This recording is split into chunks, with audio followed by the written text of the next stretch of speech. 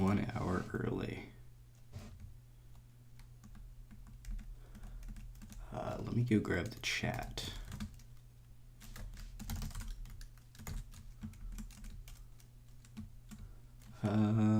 No, I gotta put that on the third space. Okay.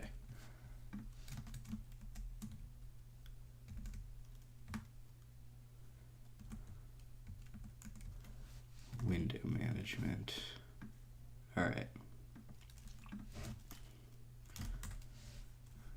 There should just be a way to see the chat in OBS, but I don't know how to do that really.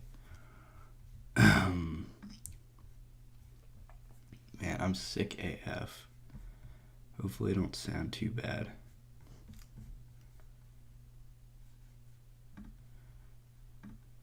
Live.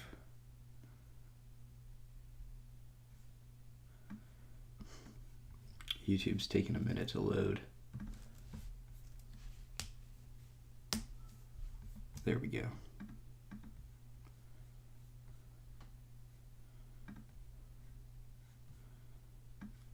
How do I pop the chat?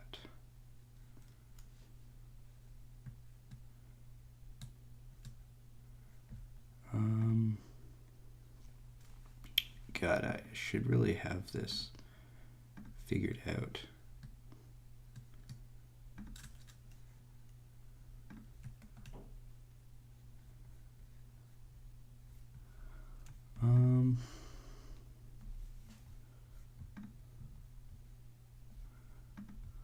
Can I just join?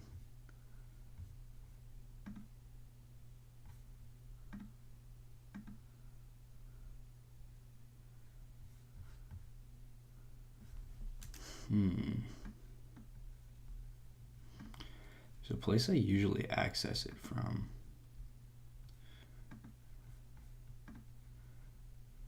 Oh, what's up, 3 viewers?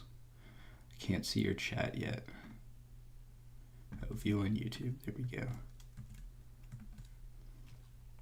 I can't see your chat yet. All right, gotta mute that.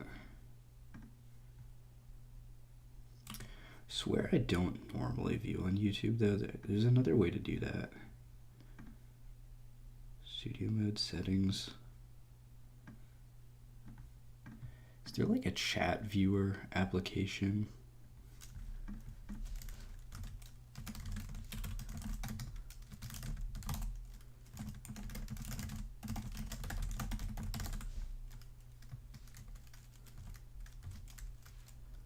Synchronize video viewing with chat.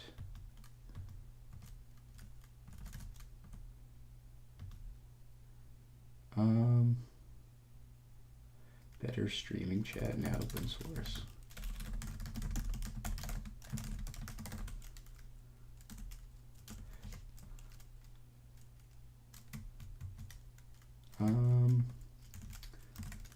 But that's for Twitch.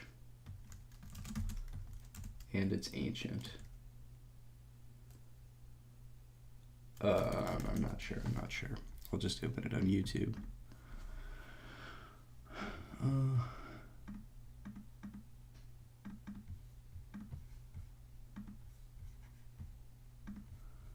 Oh, what's up, 30 watchers? Why can't I open chat on YouTube? This is getting ridiculous.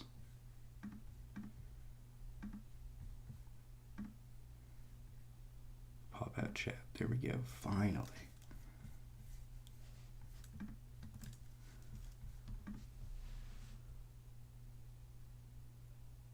Oh, what's up, Johnny? Yeah, my monitor is on the roof, yeah.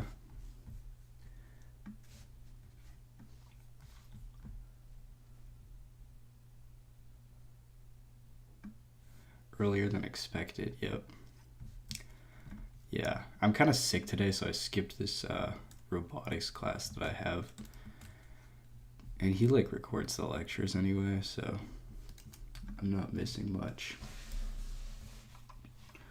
Yeah, so last time, I'm still on the hyperplane question. I spent like an hour and a half maybe this morning looking at this solution. And this question is absolutely like flooring me, just because I think my like linear algebra is super rusty, and I took it, I don't know, a couple of years ago, and honestly, like I don't think it was that comprehensive of a linear algebra class.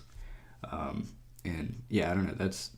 I also could have tried probably a lot harder to understand the material, but I didn't like see its relevance at that point, which is unfortunate. So this solution overall, someone in the last stream, I know their Discord username, but I don't want to like leak that because that's kind of weird. But they constructed this this brilliant explanation of the problem.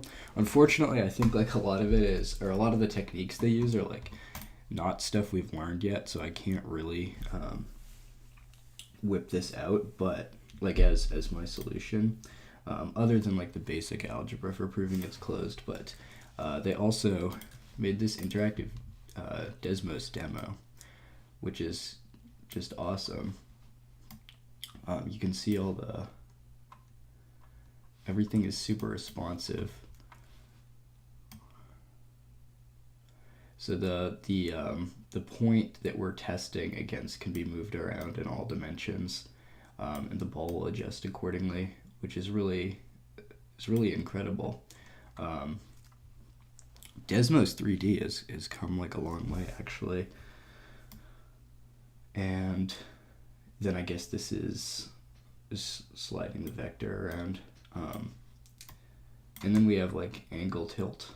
They added angle tilt on all of the different dimensions of the hyperplane too. This is just like a really amazing visual demo of this.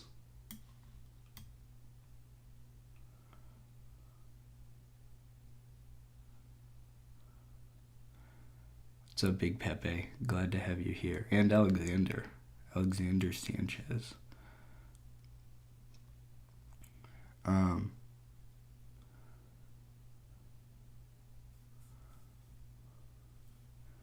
No, this isn't graduate level. This is pretty standard undergrad.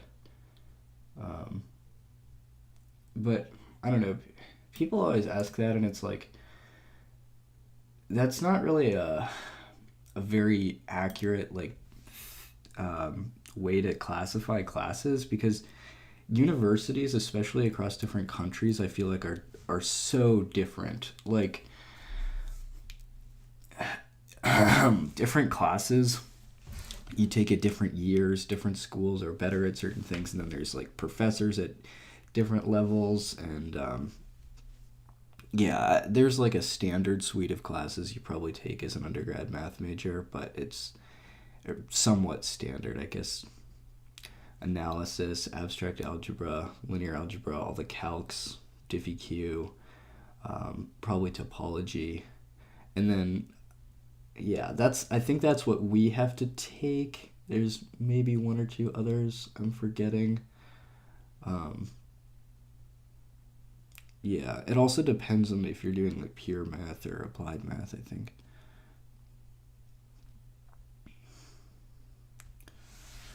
But yeah, so this is an absolutely great demo, and like intuitively I understand exactly what's going on here, and also the proof for not open, which is great, and well, it's good. The problem is like my ability to do this algebra is just like woefully inadequate.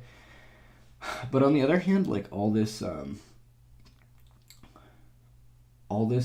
stuff, like she's really, my professor like made this kind of extra credit in class assignment, and it's like not really we're not really going to be tested on like a hyperplane. I don't think we're going to have a much simpler case that won't have to deal with some of the linear algebra stuff, even though it is pretty basic as far as math goes. Like my I don't know, my understanding of it is pretty shallow. This viewer also like threw together like this whole comprehensive types document, which is just like really, really clearly written out. This is clearly a grad student or someone who's just done a lot of math in their life. And yeah, so I appreciate that a lot. Even got like footnotes and stuff. Since the hyperplane is the inverse image of a singleton via v, the orthogonal projection onto the span of A, using the continuous maps characterization of open-closed subsets in Rn is really the only morally righteous way to do this problem. In lieu of that, though, yikes, yeah. So I want to be able to like one day understand what's going on here, but yeah, just in the utilitarian interest of like passing this class,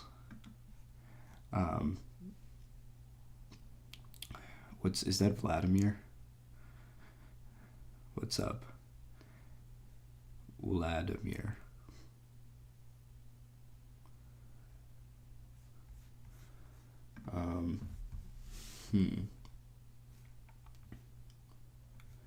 Yeah.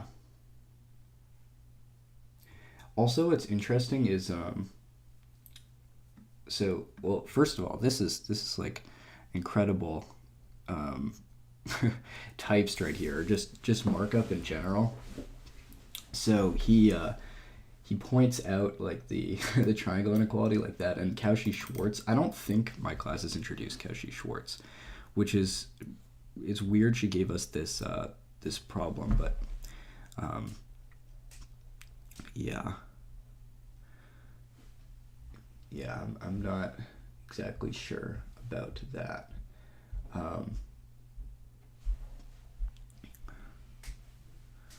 Let's see. I think also what I wanted to do.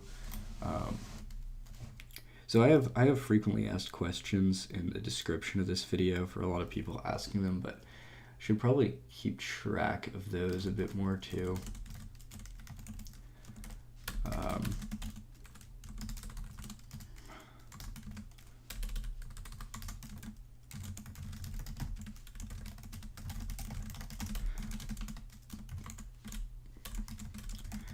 Mostly digital.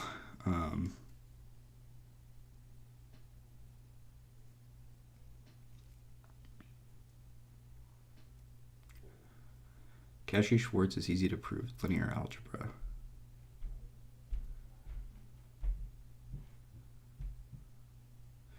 All right, I mean, just for the purposes of this stream, like I was saying, like I think linear algebra isn't going to be super heavily featured in this analysis course.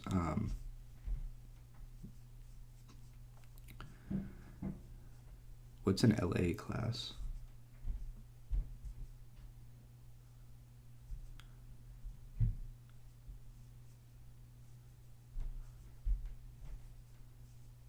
Something analysis. Linear algebra. Gotcha. Yeah, how could I forget that?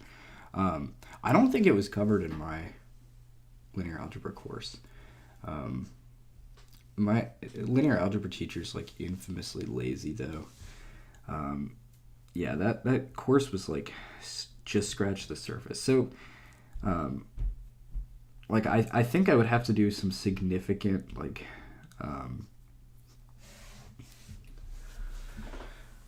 I have to relearn linear algebra much more comprehensively at some point, but just for the sake of this class, like I'm gonna kind of skip over it.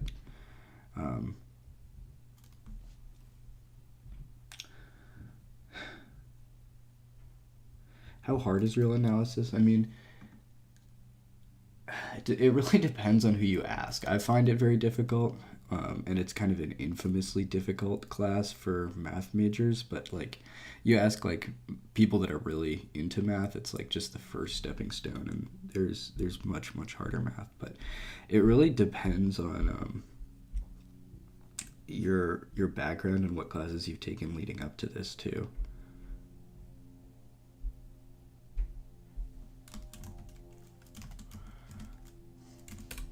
All right. Oh, also, I was thinking, so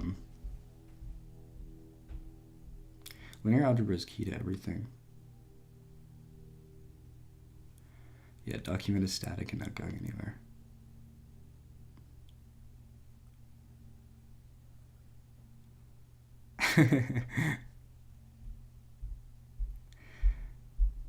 I should have changed the title to the stream so it says it's real analysis. Yeah, linear algebra is key to everything. Okay, I also thought created just like a stream types document, which is probably much easier for people to use than like the chat.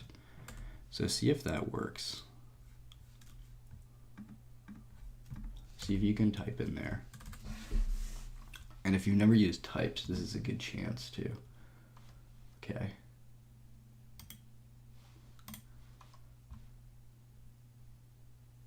Sweet. Should be a read-write link. Nice.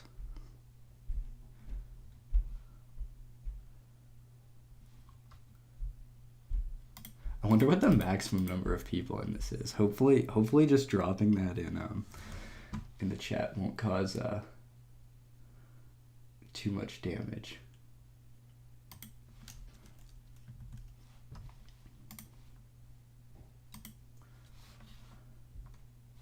But yeah, this is just a beautiful document.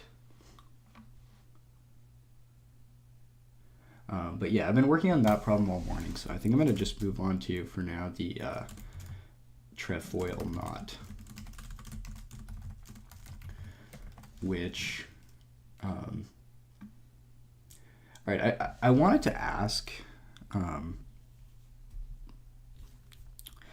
okay, types notation from tech is like, it's quite a bit different, but if you've ever used Desmos or if you've ever like typed math like in the intuitive way, like slash is a fraction and the exponent sign creates exponents, it's like the syntax is basically like math jacks or like really simple, like typing in Desmos or typing in Wolfram Alpha, I guess. Although Wolfram Alpha probably supports LaTeX, but yeah. The syntax is very, very simple. Trefoil one looks atrocious to do from only what you know, to be honest. What's really interesting to me is, so I think, not to blame my school here, but I think my school has like been pretty bad for building up math fundamentals, and the professor I have for analysis is like expecting a lot of the people in there to know more than they do. And just from like my own personal math development perspective, like I think I want to have a much more rigorous understanding that is going to be required to pass this class, because the average person at my school in this class is like way underprepared. This professor's like Italian. She's kind of new, and I think she's like she's giving homework that's like harder than we have the fundamentals for. At least that's my, like, from talking to other people in the class, like just so many people are so confused. She gave this as an in-class exercise, and like I don't think anyone has the tools to do like the trefoil knot. But I also I wonder about the trefoil knot, like, and all these problems in general. So when you're proving like the properties about like open, closeness, compactness, whatnot, it seems like a lot of the time what people do is they like know intuitively what the properties are. Like you can just kind of look at that and say, oh, that's open, and then kind of you prove it from there. I could be wrong, that you're able to intuitively determine those things and then prove them, But that seems like an important thing, you know, like because if you know what the property is, then you'll know what proof technique to use. So I wonder if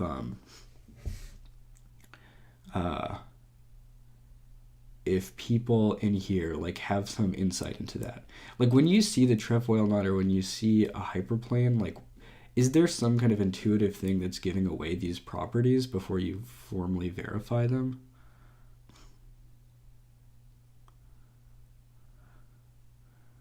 Um,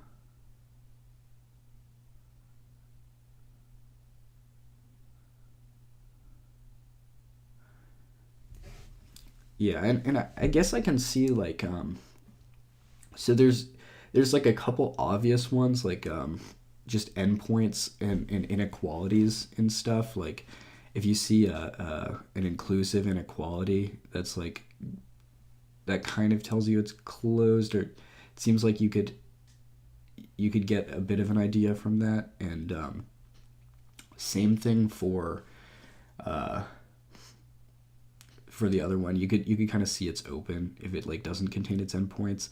But that idea, like those tools, is what I kind of use, and it really breaks down with like um, something like the hyperplane or like an implicitly defined or parameterized curve.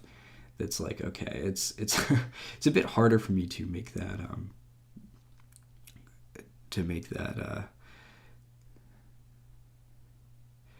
like trefoil knot is compact. Like how do you just know that it's compact so quickly?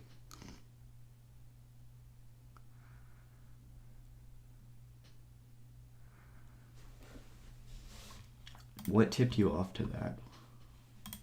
Someone's getting fancy.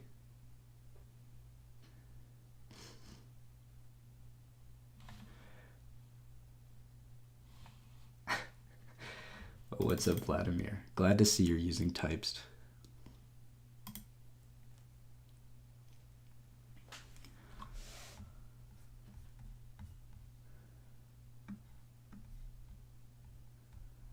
Yeah. Um, it's just surprisingly, this document is like people are behaving in it.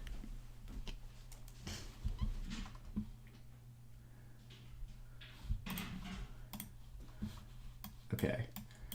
Um, but yeah, amazing demo there. So, what even is the trefoil knot?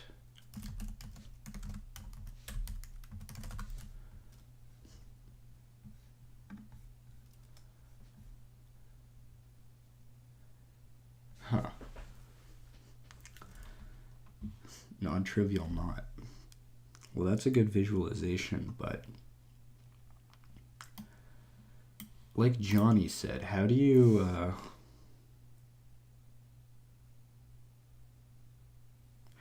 just know it was compact?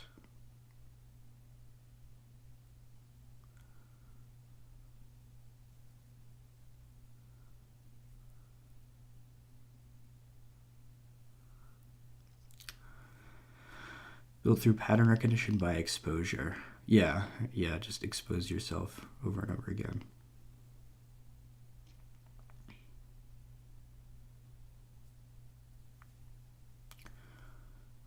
Bounded because trig functions. Yeah. Yeah.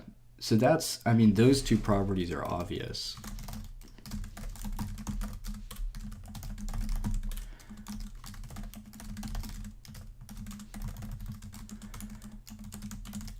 And whether or not it's wait. We don't know it's compact until we know it's closed.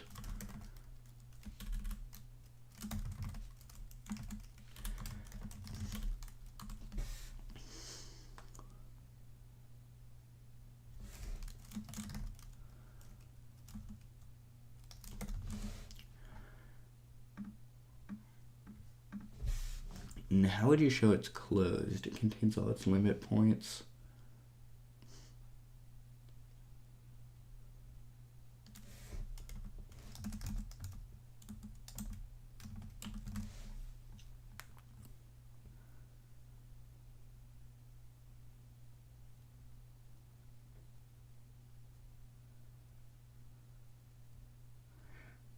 Closedness just follows.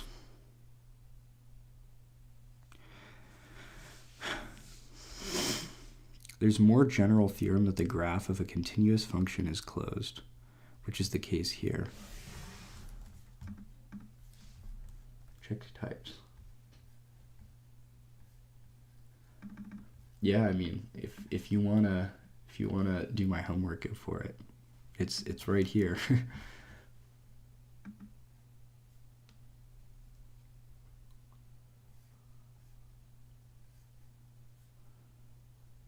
You know, this web editor also has Vim mode. Isn't that crazy?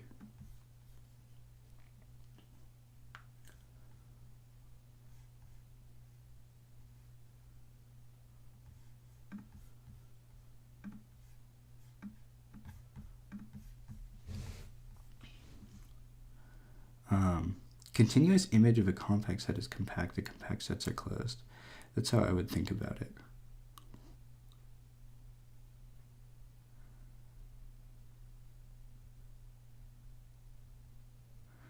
Continuous image of a compact set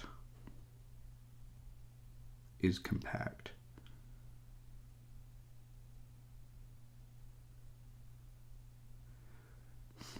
Why is this a continuous image of a compact set?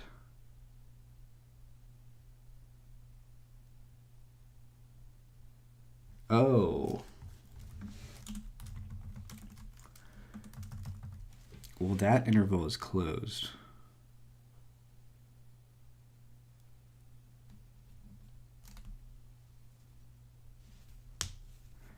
Continuous image of a compact set.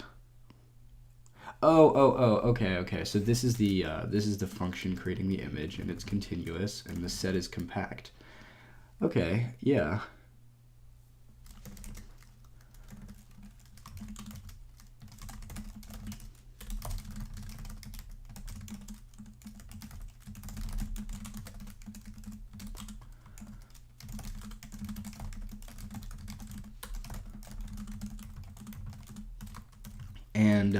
And it's closed too, because this is closed and it's a continuous image of a closed thing. Does that property hold?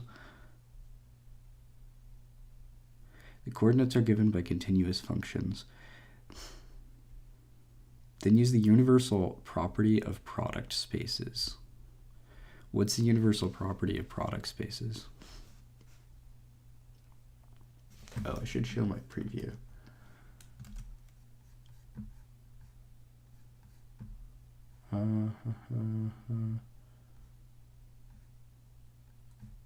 Trefoil not.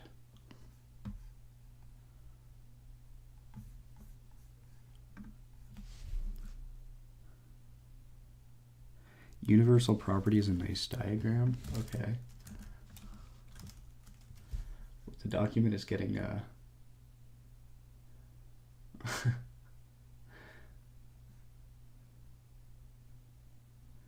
can press F1 to see the docs.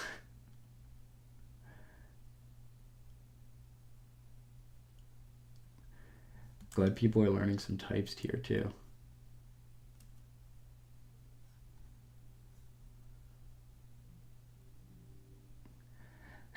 It's funny when people say, I don't know, like, I don't understand the types notation. It's like, it's literally like what you would just intuitively type math as. I guess some things are a bit different than LaTeX. Okay. Given maps into each coordinate, you get a unique map into the product.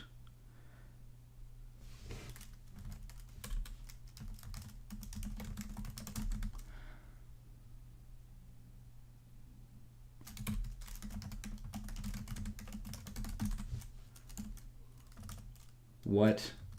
Category theory?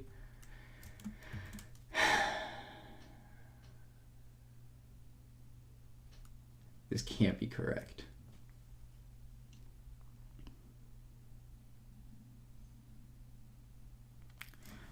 Universal property of products. Of all products. Okay, it is correct.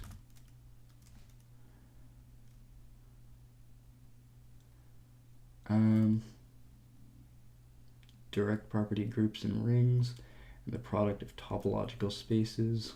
So this is just like the most meta version of a product you can get.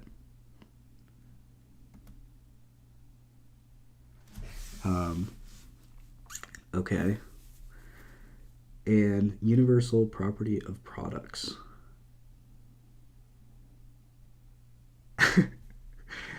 Oh no.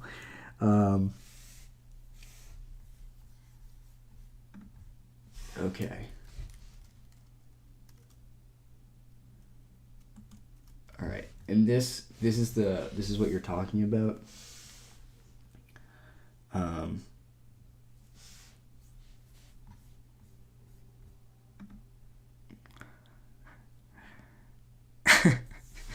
Oh man, math gets pretty meta. Okay. Universal property of products. Given maps into each coordinate, you get a unique map into the product. Given maps into each coordinate,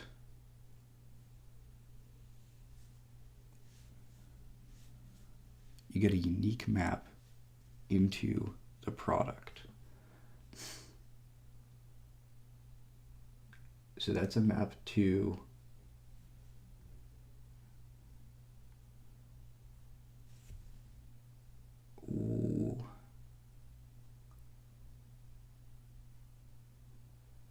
okay.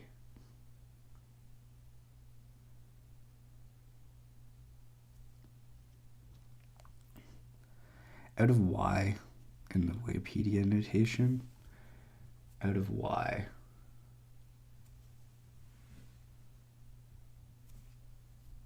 Okay. So, hold on, I'm sick and I gotta blow my nose. I'll mute.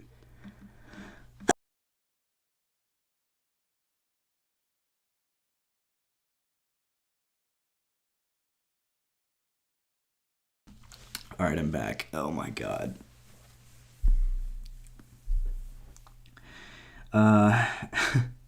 Don't mute.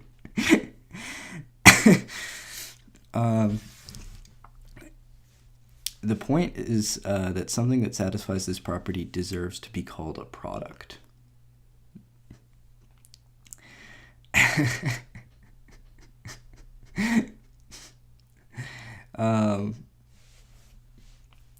Okay, that is very cool. That's incredibly cool.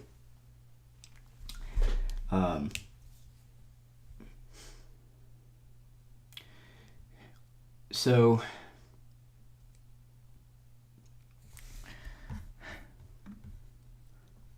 universal, given maps into each coordinate, you get a unique map into the product.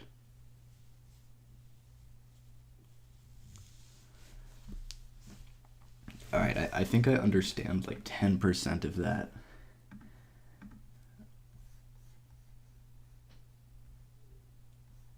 Well, people are importing packages.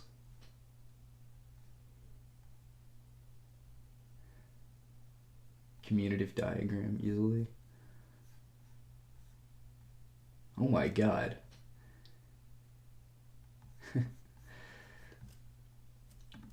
Okay. So,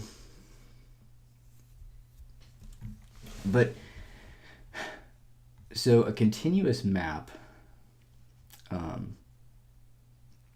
the image of this bad boy under this is going to be closed. It is the same argument as compact.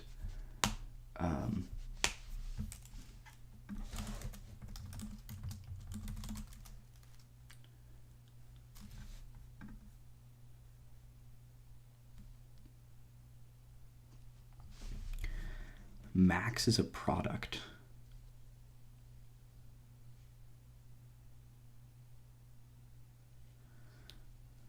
Max is a product.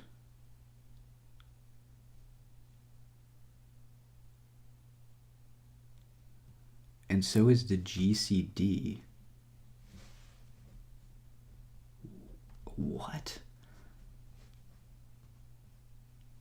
Just because they exhibit this really meta property.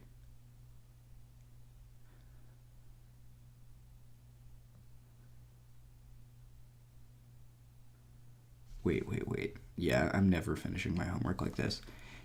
Given maps into each coordinate, you get a unique map into the product.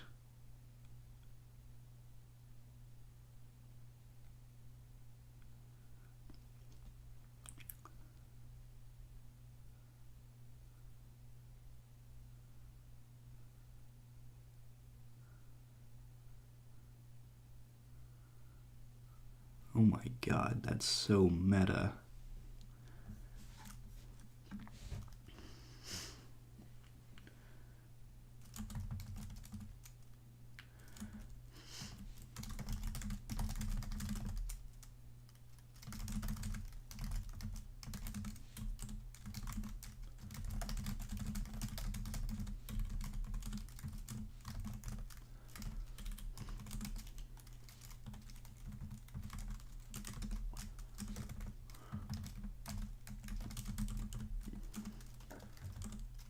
And what about not open?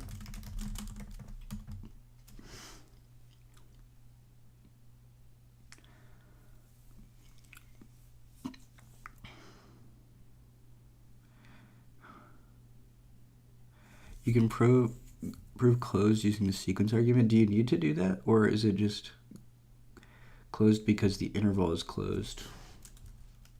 Oops, that's conscious, not continuous. Since it's a continuous image of a closed set.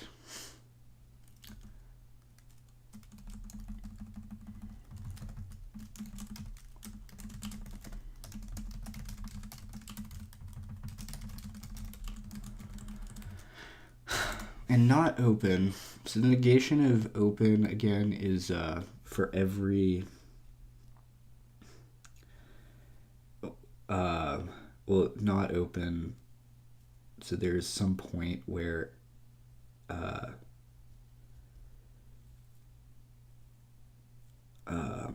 God.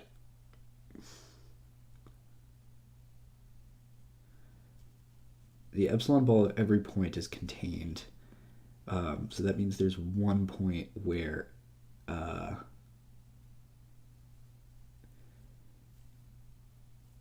all epsilon balls aren't contained.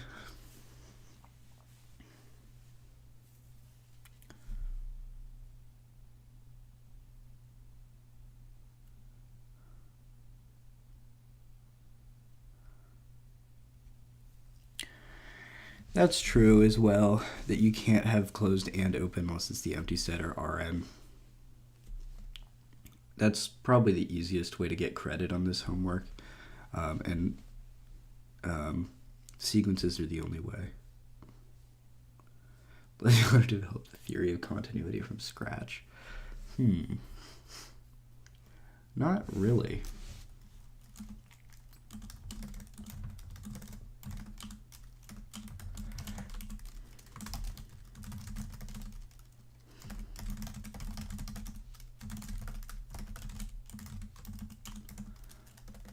Oh, I guess empty set. Yeah. Okay, that's good enough for now. And then they just have you run this back many times, but now our distance function is this, which is instead of the Euclidean distance, is that the Manhattan distance? Or the city block distance?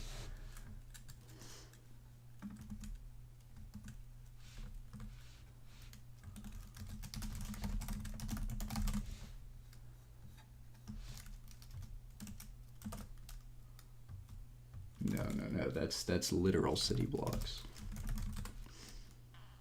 Taxi cab geometry. Yeah.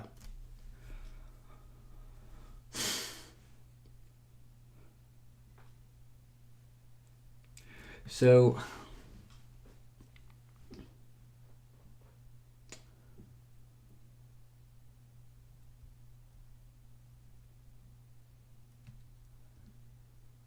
is the sum of the lengths the projections of the line segment between the points onto the coordinate axes?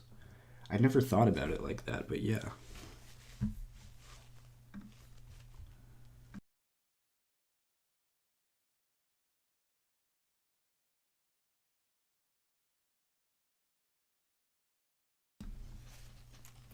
scroll in the types document, okay.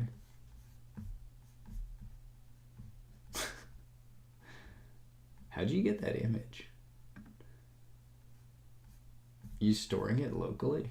Explore files, yeah. I didn't even know you could do that.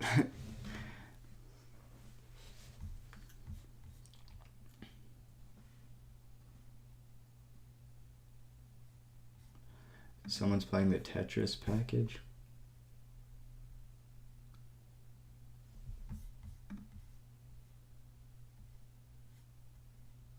Oh god.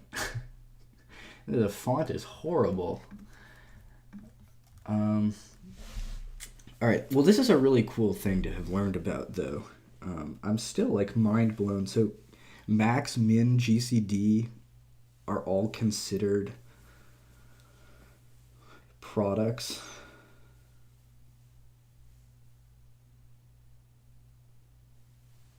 Is category theory like the maximum meta?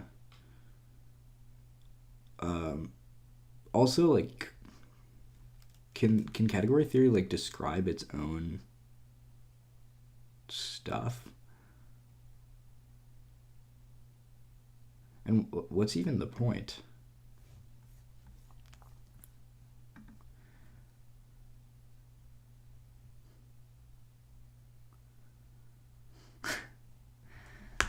Okay.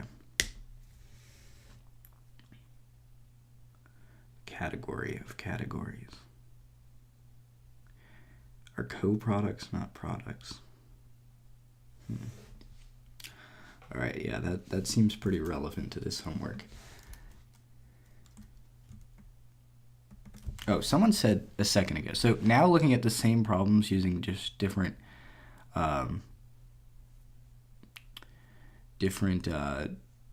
distance, the city block distance.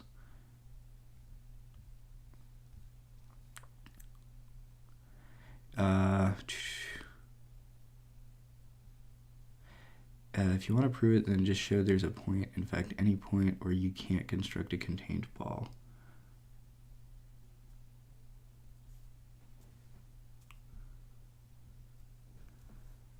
Oh, that might actually, that might be not a bad exercise.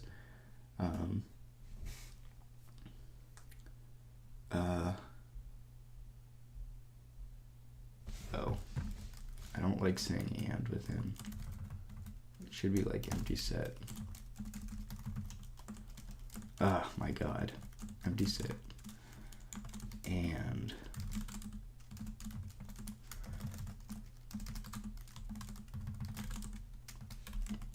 RR. Okay. Could you pick a point in the trefoil knot?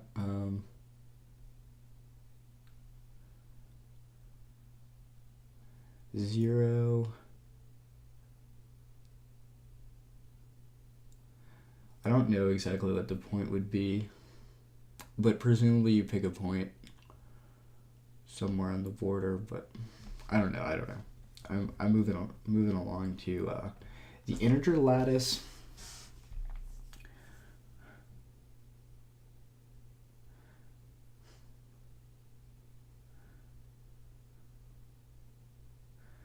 So how in general does a different distance function affect these proofs?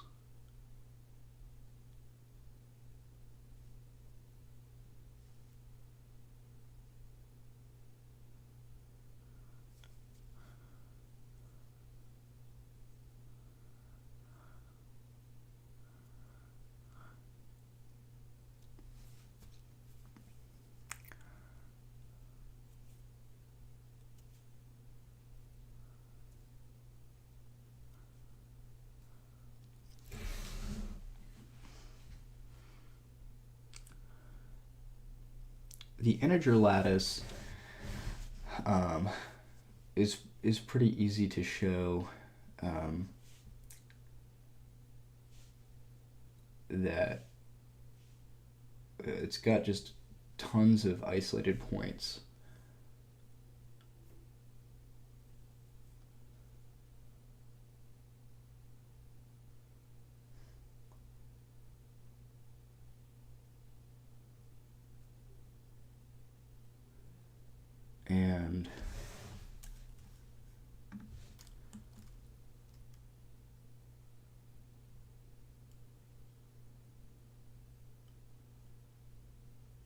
That means it can't be open.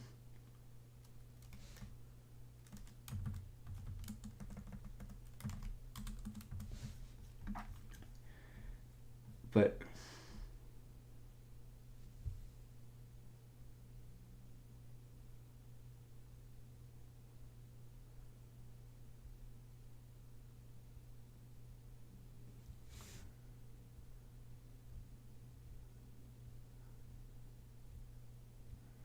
the ball in taxi cab looks like a square.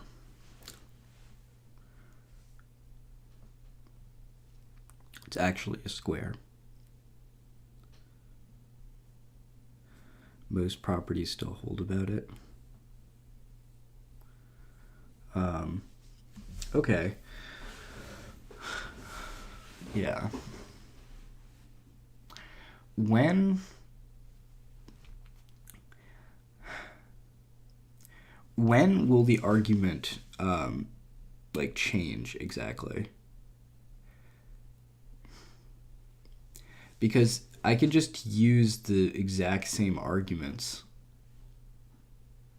Well, the algebra will be a little different, I guess, as the previous.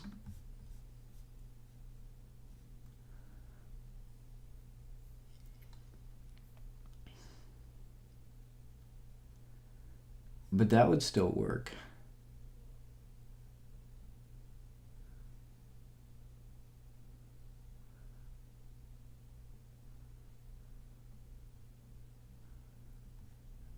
This would still work fine.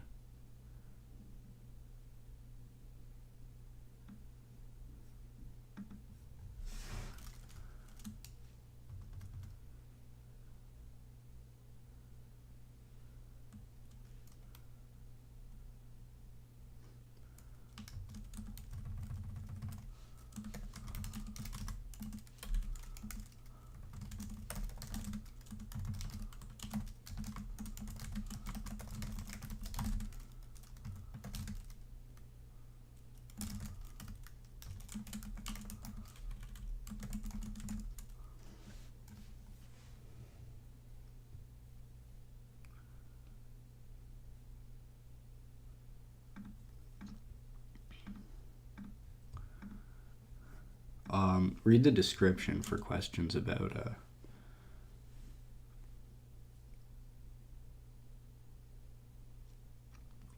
it's real analysis, and this is metric spaces and open closed sets. Point set topology, maybe? That's what it's called.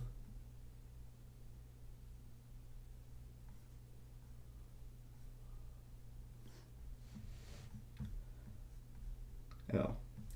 You want some a x2 less than x1 less than b x2. Think about what x1 equals 1 looks like geometrically to find the coefficients. I'm not sure what problem that relates to exactly.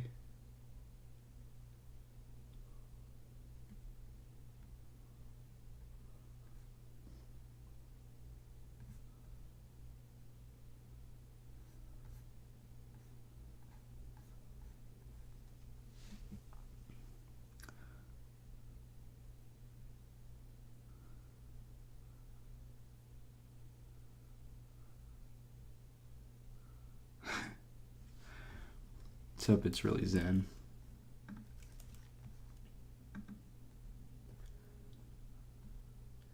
Okay.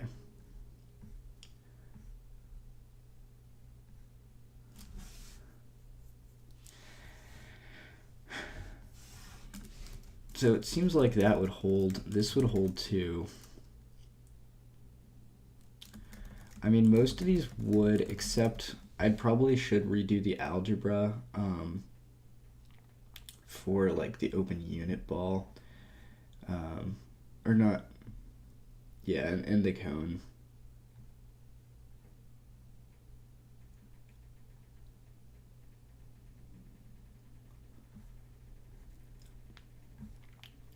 What about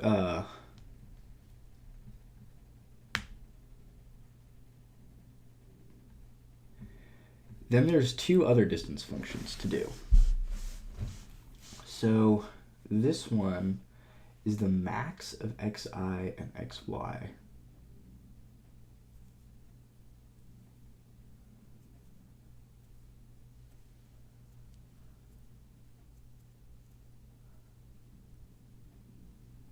Or the max of xi minus y.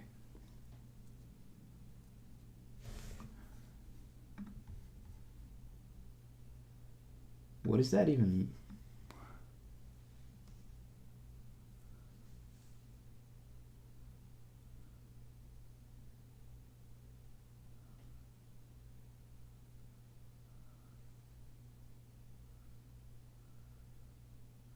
The greatest distance in one axis.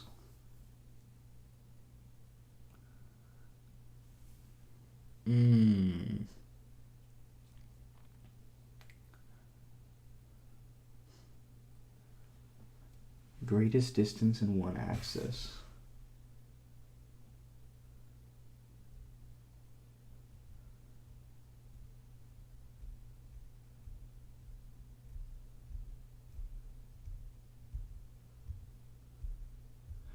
Well, the same argument would apply for the integer lattice, right? Because you could just say, you could nudge by epsilon halves outside of the integers, so it's not open. And the epsilon halves is still greater.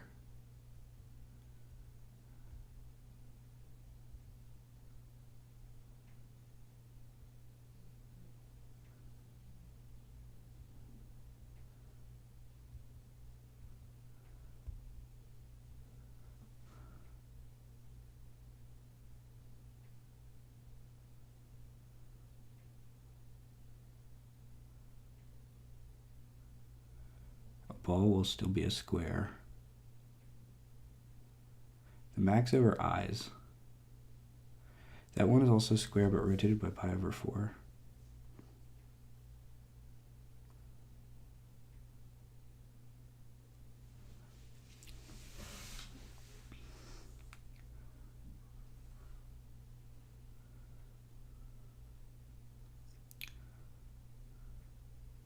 And scaled up by square root n.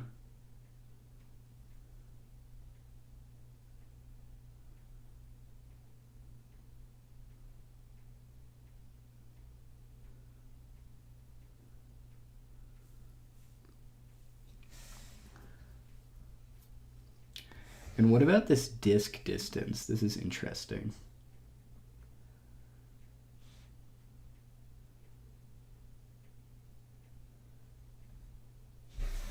The distance is 0 if they're equal.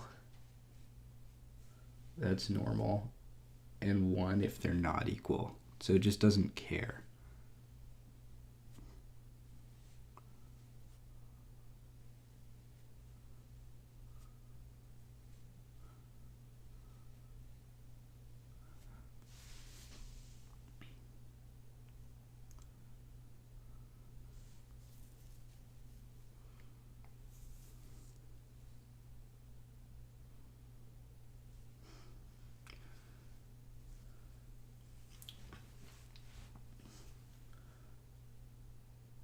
It's just discrete.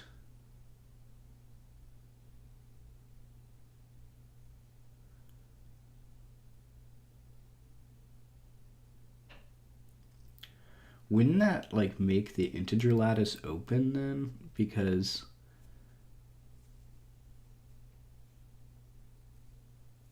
you'd be rounding off and you'd keep getting things back in the integer lattice.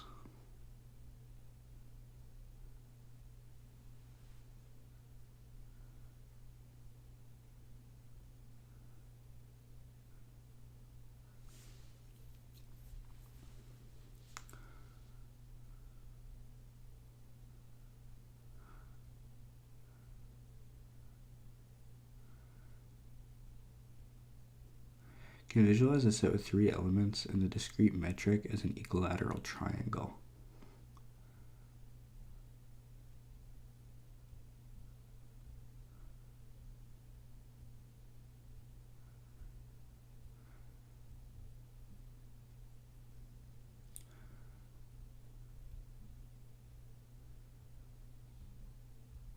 So the cone, I think most of these, won't they be the same? Like the cone, you can do the same trick by picking a point outside of it, but the integer lattice is interesting.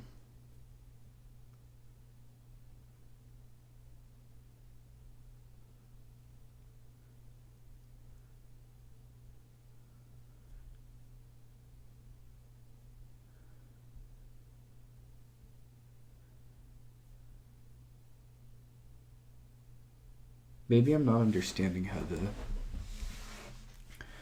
different functions fit together, though, because to say that it's open, if you've got a ball around it, then, well, not a ball.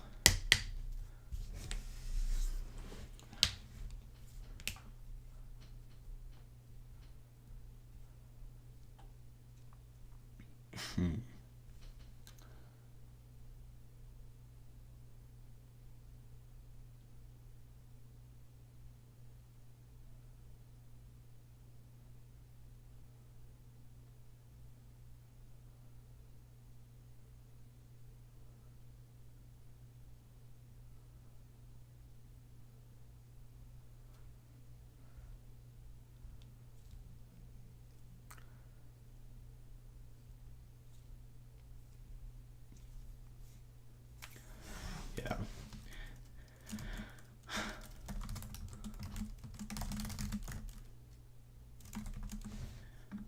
Where is this? Oh, we're not.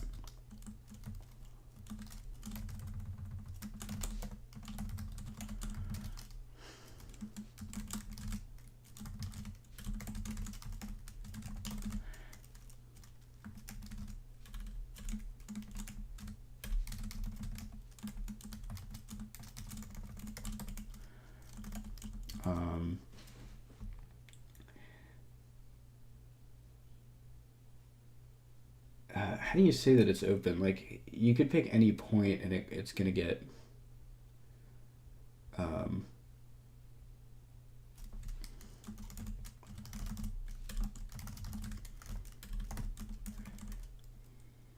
well, the distance is either 0...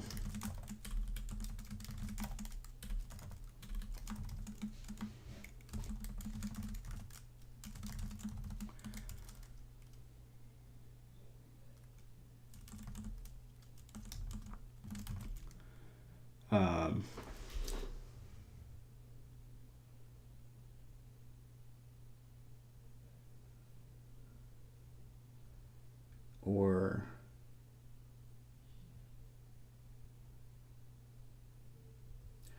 I don't know.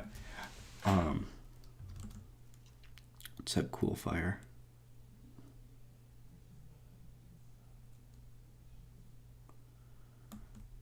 How's it going?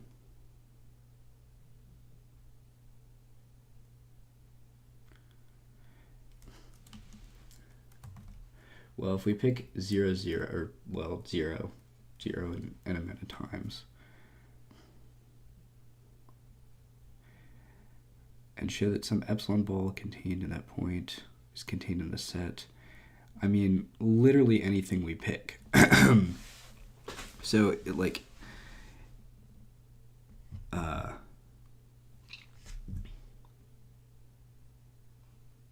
it's either going to be 0 or 1. Both are integers.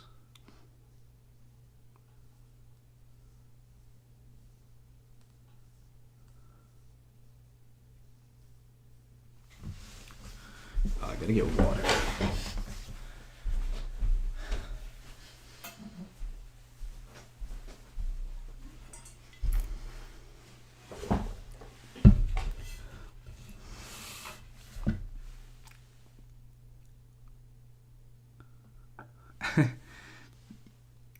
This is the case where going one level meta saves you redoing the entire assignment twice over. What do you mean by that?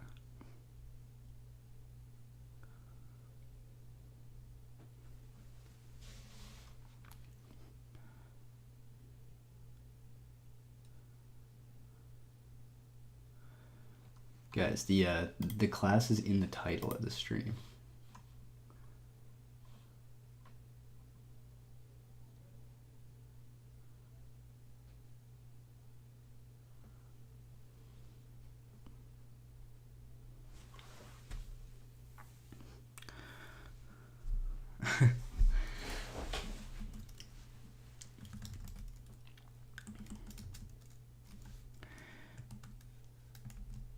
So, oh.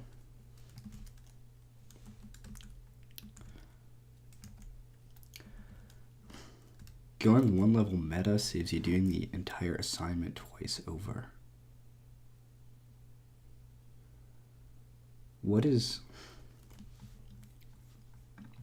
Because, yeah, I don't want to do this. I don't want to redo these different metric spaces. That sucks.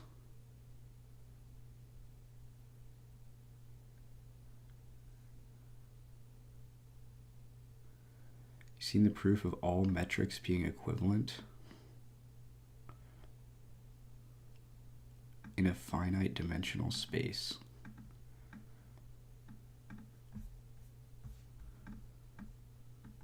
No, I haven't. Equivalence of norms on Rn.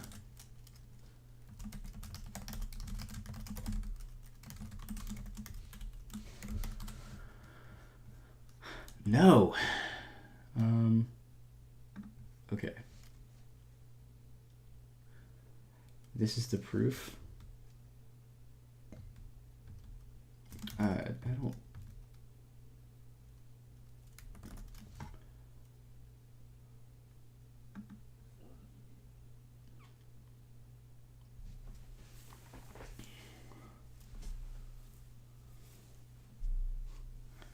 Careful, that's wrong.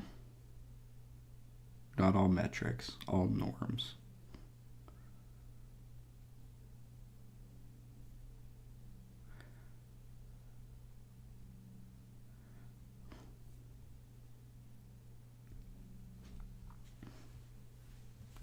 Yeah, what if I just whip out that proof? I mean, is this like... Probably too abstract, but it would, like... If they're all equivalent, that would be very nice.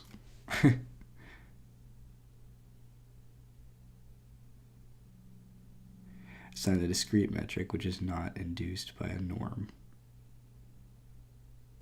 But the top three are, like, the max, the city block, and just normal Euclidean distance are equivalent.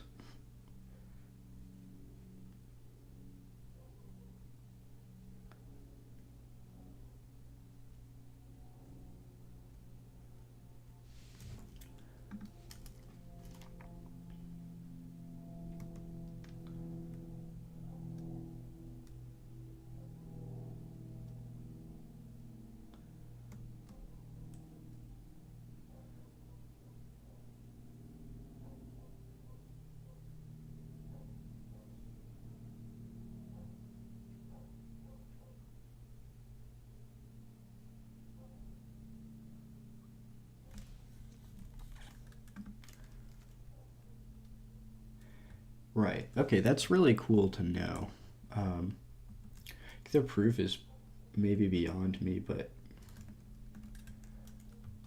that does save a lot of time. But for the discrete one, it's open, and then it's not bounded, so it's not going to be compact. And then closed. Well, could we say the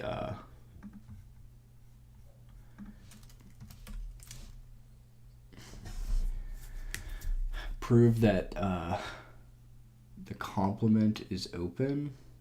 Well, no, it's not going to be closed. So the complement is not open. The complement would be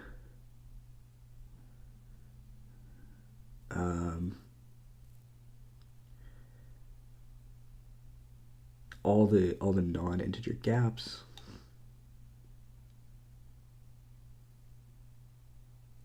You can't automatically use compact.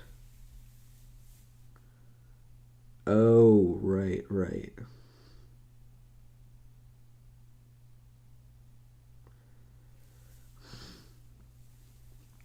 You shouldn't give bespoke proofs for all these cases.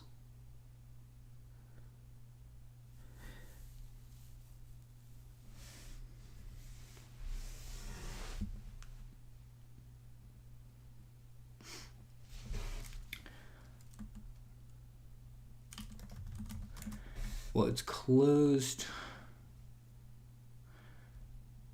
Wow, that's interesting. So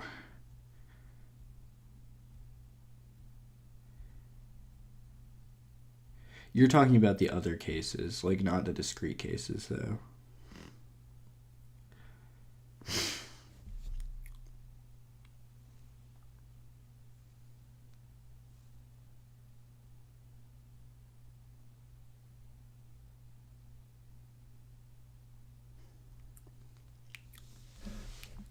You got an arbitrary convergent sequence in the integer lattice, then it's easy to show that such a sequence must eventually be constant, so the limit is in the set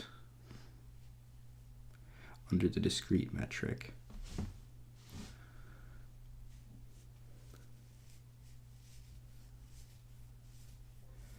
Because we just can't get closer than a distance of 0 or 1.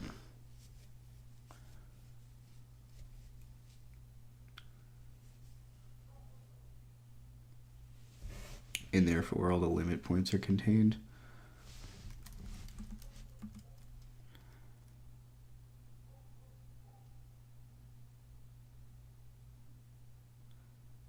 Okay, Alexander, I want to come back to that in a sec, but just finish the discrete cases for this.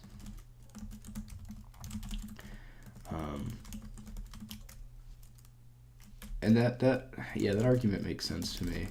I'm not going to be super rigorous here because these are, again, like random bonus point questions. I don't really think she wants us to. And I don't know, I have a bunch of days before the homework is over, so I could come back and rigorize this, but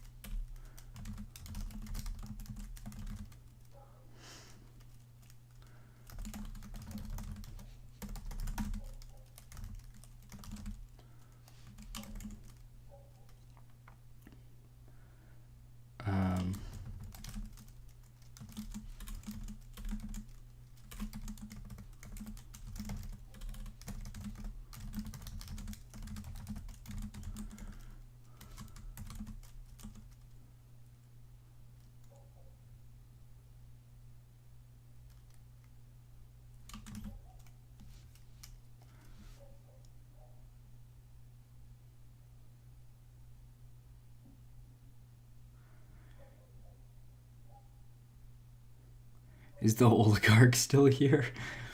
Are you here, oligarch?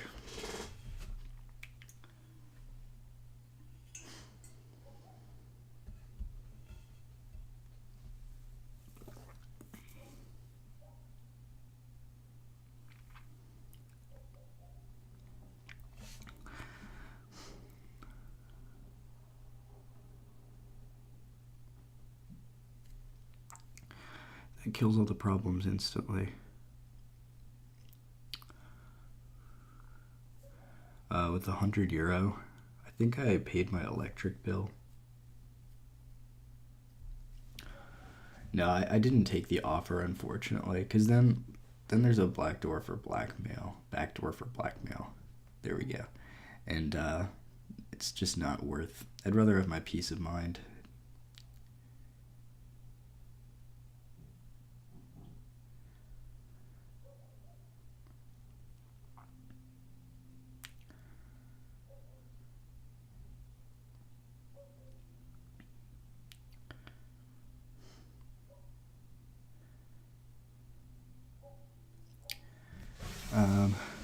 Okay, we have a sequence 1a2, blah blah blah, and Zn that converges to A. We need to show that A is in Zn to conclude it's closed, and then pick an epsilon equals 1. Then there exists an n such that n greater than n implies an minus a is less than 1.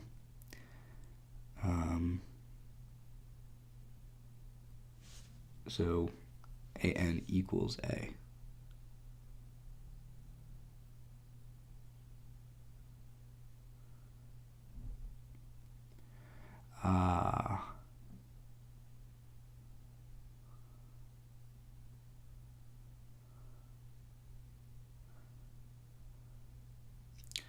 All sets are both open and closed.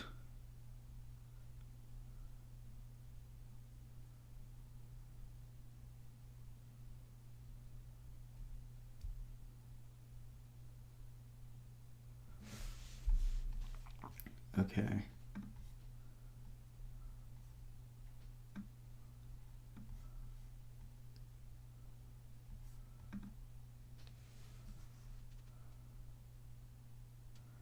If it's less than 1, they must be equal.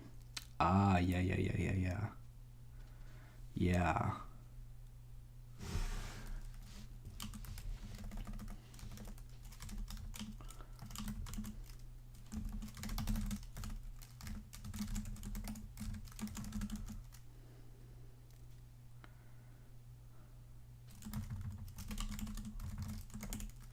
Epsilon equals 1.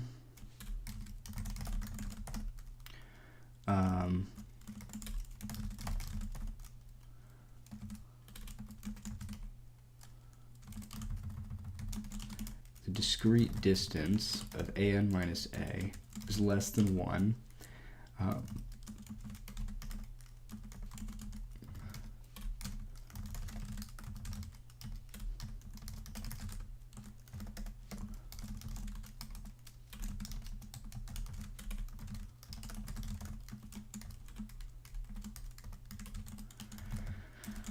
So the nth term equals what it converges to.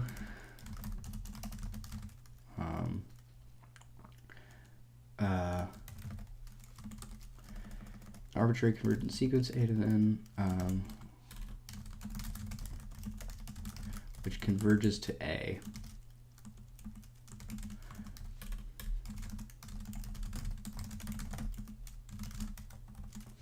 I want to show that a is in ZZ, or a is in Zn, and then if we have an epsilon equaling 1,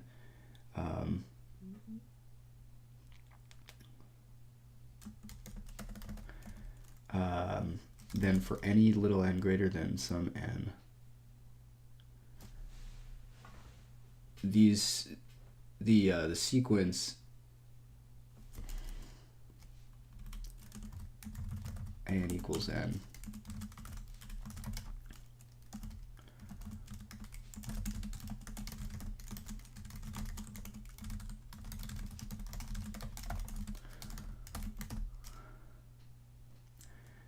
the sequence becomes constant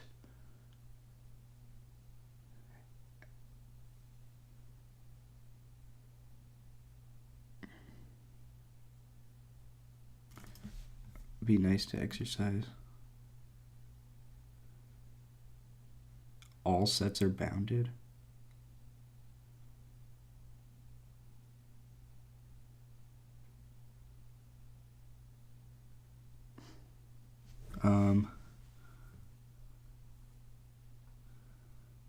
Eventually constant. Yeah, I agree. But the boundedness stuff works differently. What you are writing now is basically already a proof that any set is closed in a discrete metric. Oh. Is that any set is closed in the discrete metric. Oh, I get it. Because the sequence eventually becomes constant. But that's not, like, that's whatever. The important thing is that we know that AN is in our set because we assumed that.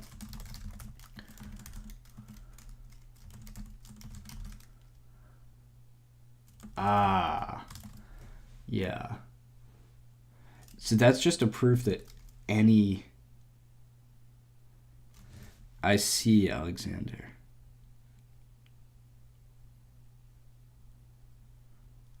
Oh my god, that's genius. That's genius. And then you don't really have to prove anything else.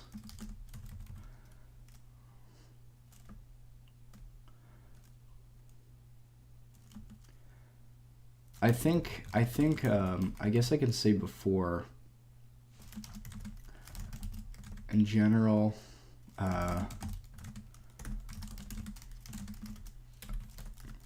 if A to N,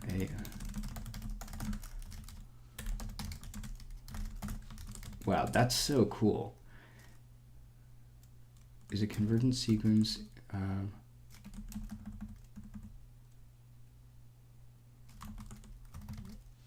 in S.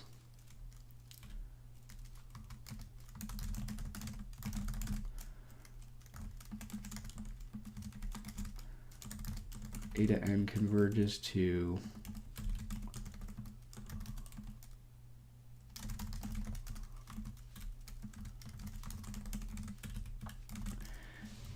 where A is in S.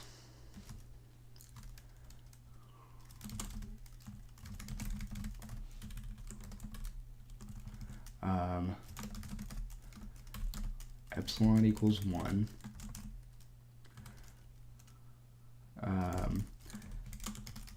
AN minus A less than epsilon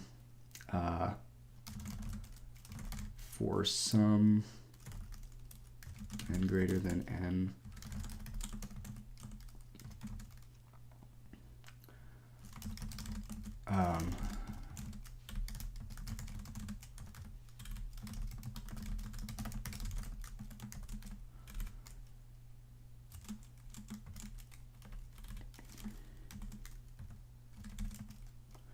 A to N minus A equals 0. Well, I guess they're just equal.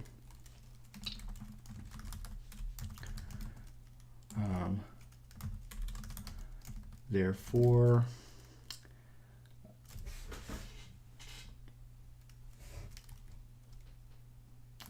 S is closed.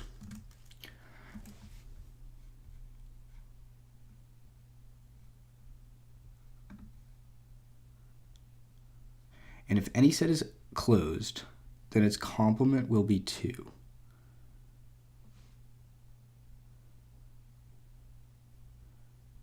If any set is closed, then its complement will be 2. Its complement will also be closed. No, its complement will be open.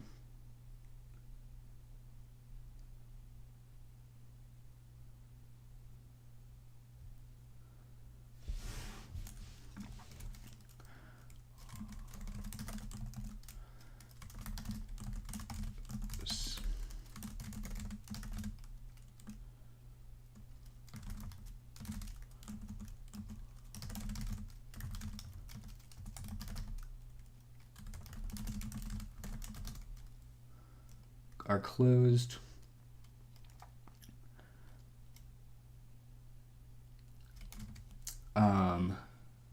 Wait, I'm confused by that. So any set is closed. So all these sets in the metric will be closed. And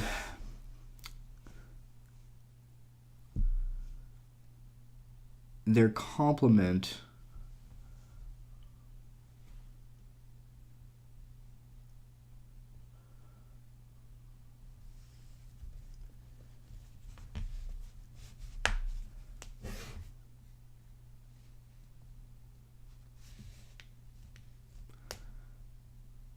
you run the proof that any set is closed on the complement.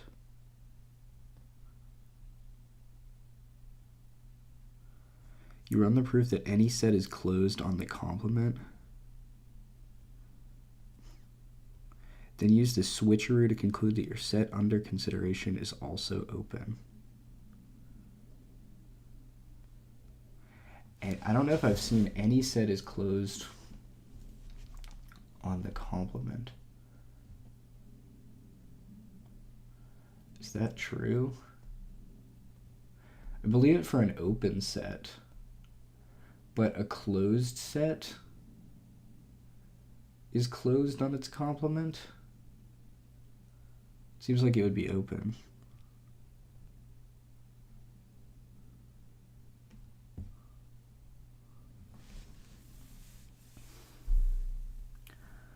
Any set is closed on complement?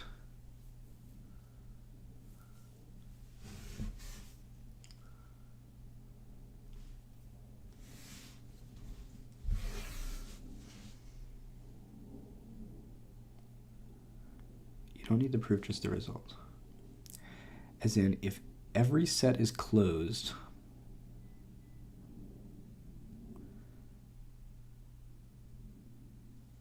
you're on your phone. As in, if every set is closed,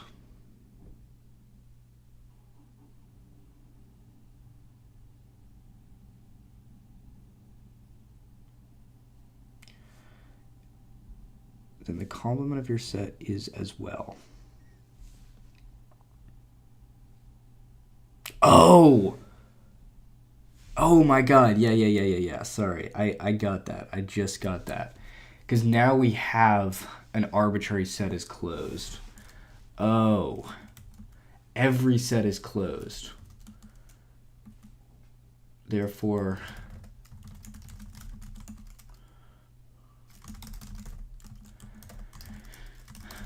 so S, wow, that was a big, yeah. That's so smart. And the complement is closed.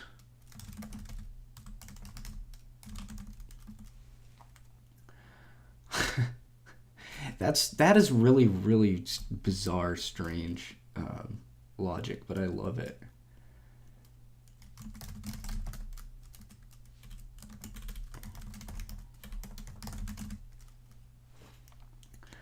Of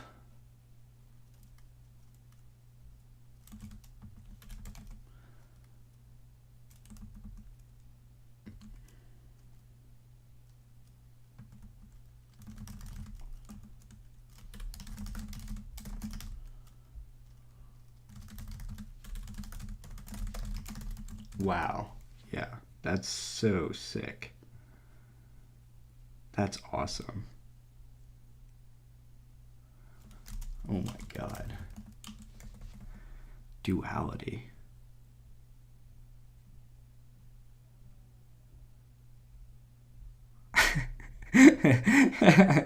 Classic math.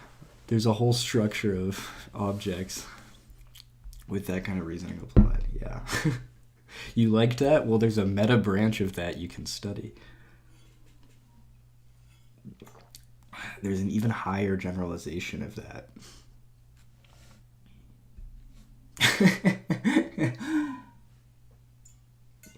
That's actually so freaky.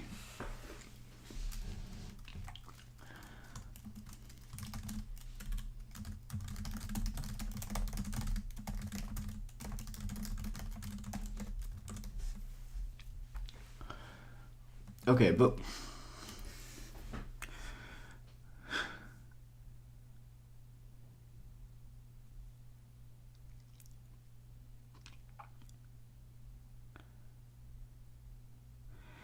now again, what was your definition of compactness? Well, I mean, there's a few different definitions of compactness because there's we have, what's that theorem called? It's got kind of three parts in each Hein-Borel, I guess.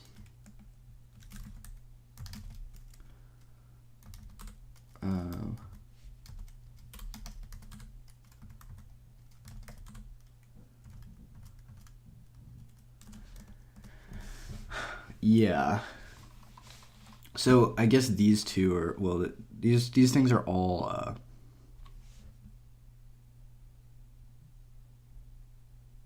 sequence stuff.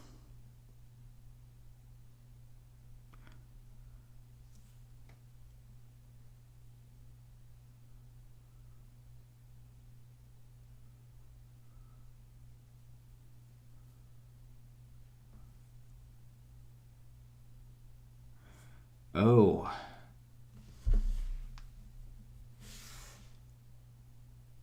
It's only for the Euclidean metric. And that they don't say that explicitly, but I guess it's implied. Man,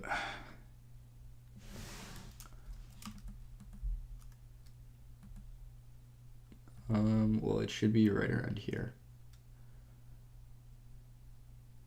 If and only if it's closed and bounded. Well, that's no. Definition 3.3.1, right at the top.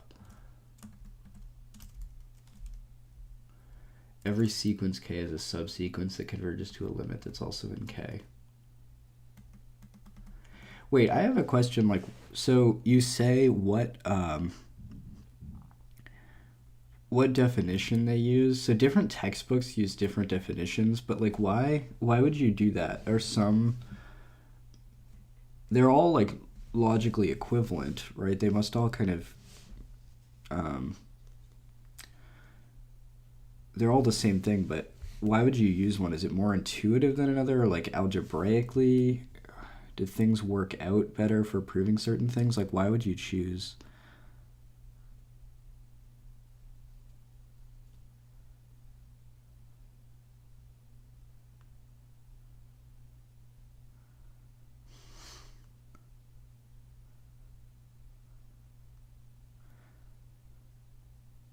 What is autismorphine?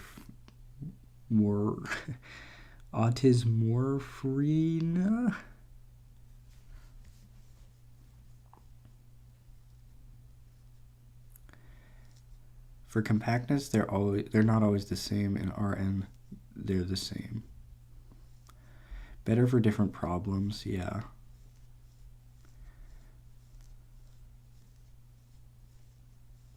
They're not always the same. In Rn, they're the same. Oh.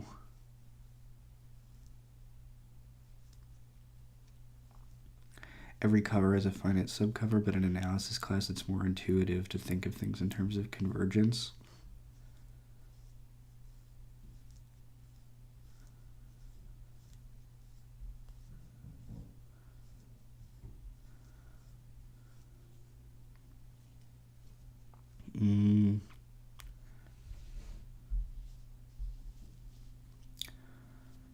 Yeah, every cover is a finite subcover. That's interesting. So they're equivalent in Rn, but not necessarily in a different space.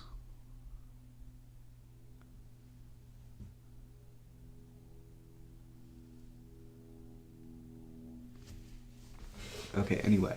It's compact if every sequence K has a subsequence that converges to a limit that is also in K.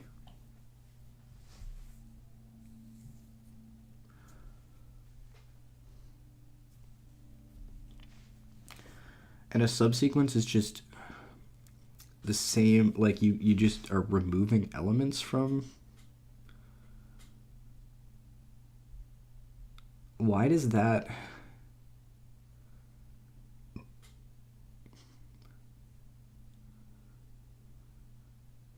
Yeah, the first part of what Johnny said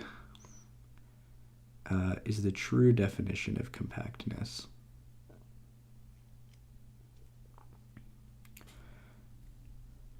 Is the true definition. You mean like the more meta definition that like works in more contexts? The reason why it is because compactness is a property which generalizes for finiteness.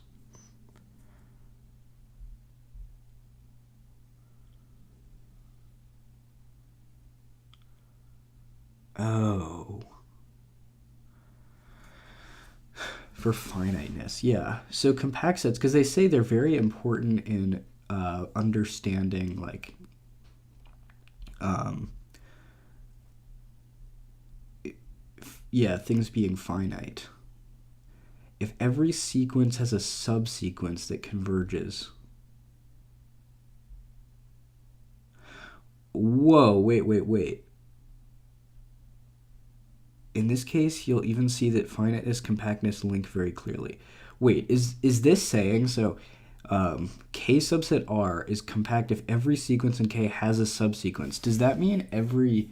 Because a subsequence has got to be a sequence as well. Does that mean like this kind of recursively says you can keep taking subsequences all the way down and you'll still get you'll every one of those subsequences is still going to have a limit in K.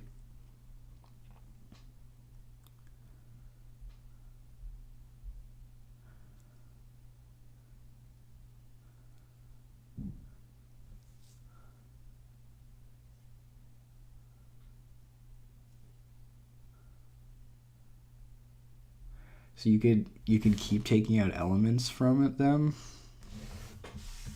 All right, I'm clicking on this UCLA math link. Oh, Terrence Tao. I've heard he's quite good at math.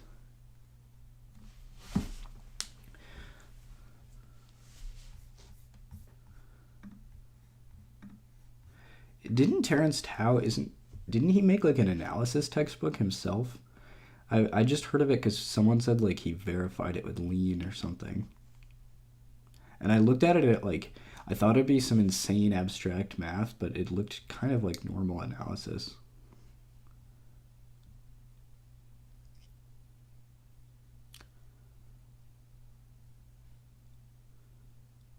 In this case, you'll see the finiteness compactness limit very clearly.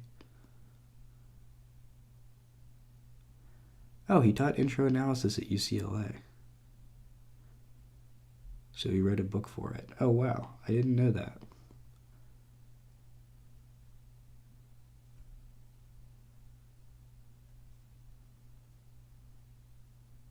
Wow.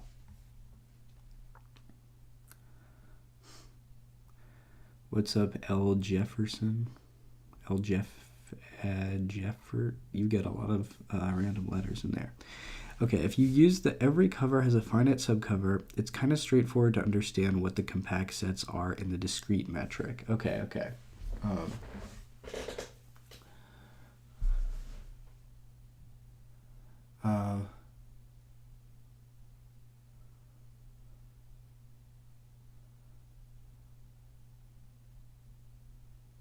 All sequences have constant sequences. All covers have finite subcovers.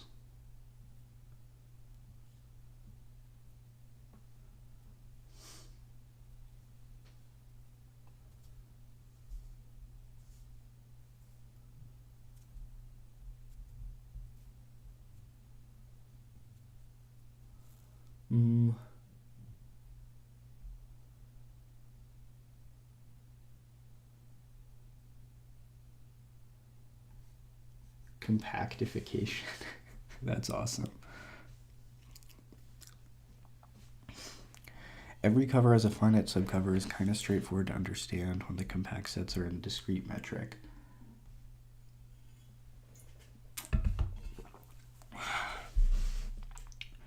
So every cover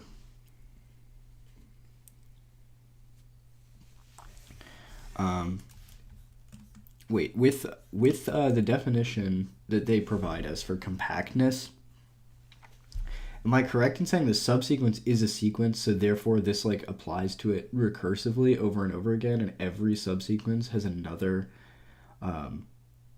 sequence or another subsequence like all the way down? And when you say cover, you always mean open cover. And same thing with if you use every cover has a finite subcover, doesn't that kind of recursively go down as well? You can keep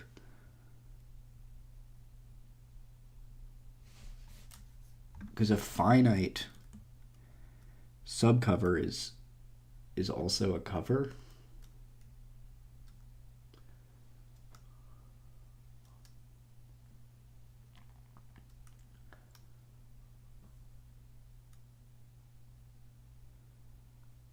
But after one step, you are done now.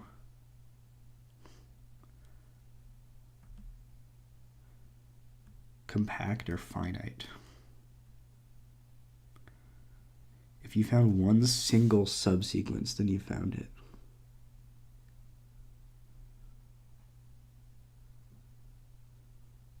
If the cover itself is finite, then it's not so interesting. The finite cover is finite. Oh, yeah, right. Yeah, why would that matter?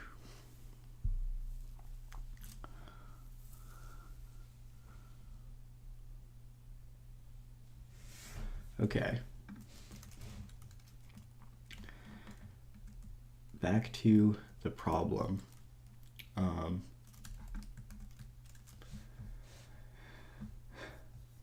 don't need this.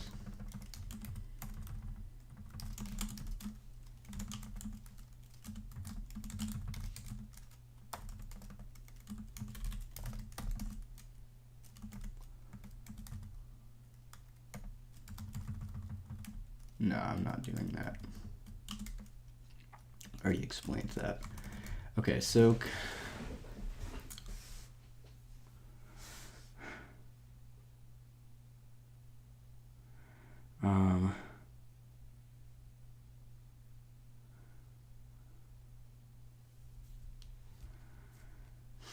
a ball of 1/2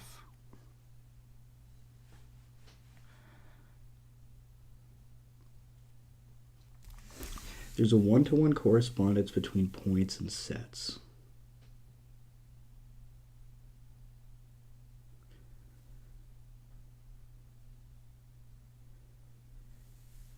There's a finite subcover if and only if the set is finite.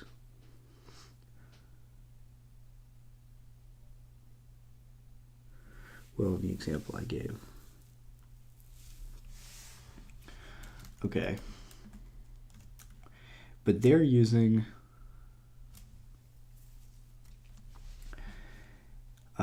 if a sequence K has a subsequence that converges to a limit that is also in K.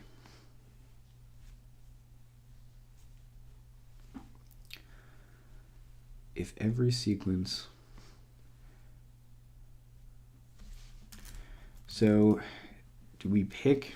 We have an arbitrary sequence. Where's this thing you sent me?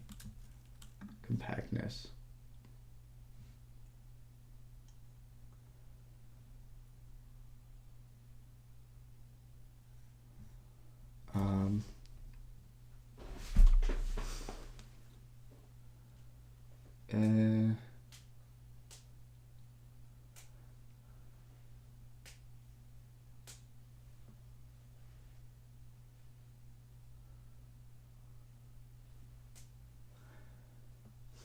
I guess I should be using the sequence definition probably.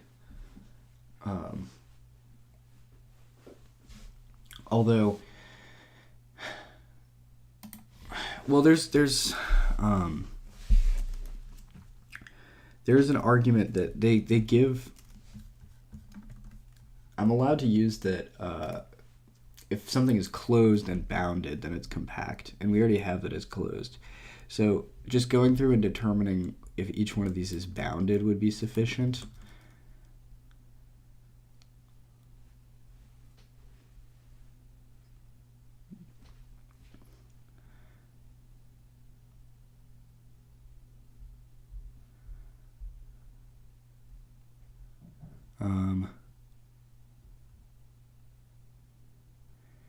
For compact implies finite, you just use the contrapositive.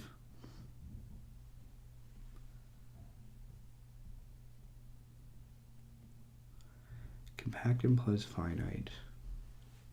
You just use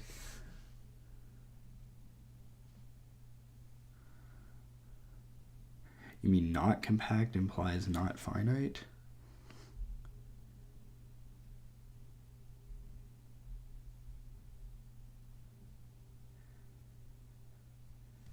In fact, all sets are bounded in the discrete metric.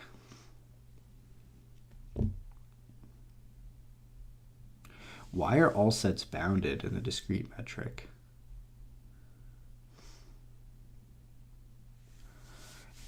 Because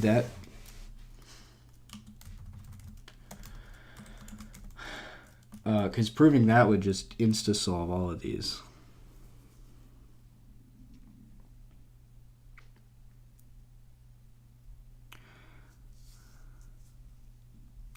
Distance between any 2 points is just 1.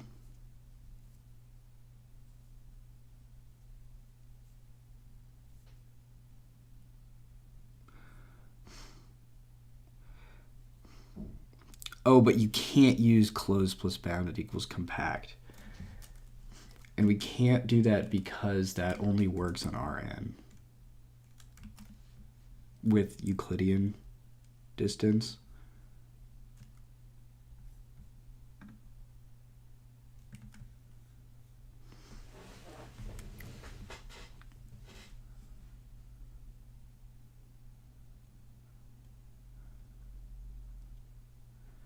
Oh yeah, the ball with radius 2 centered at literally any point contains the entire space.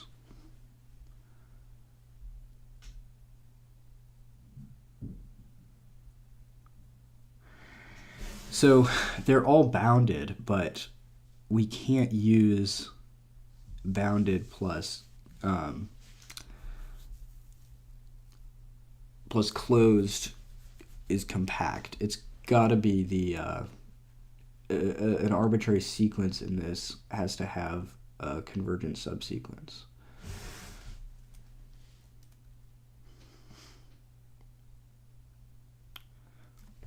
You want to show finite if and only if compact. Why?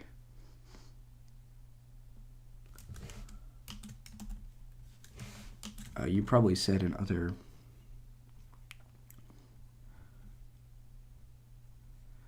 but this definition is also fine.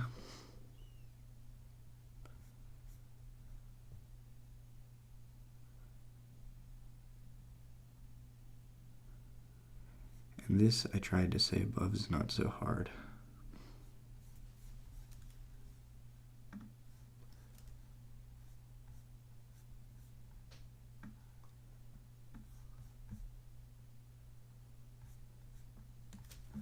All right, I'm clearing this out, just in case anyone wants to drop anything in there.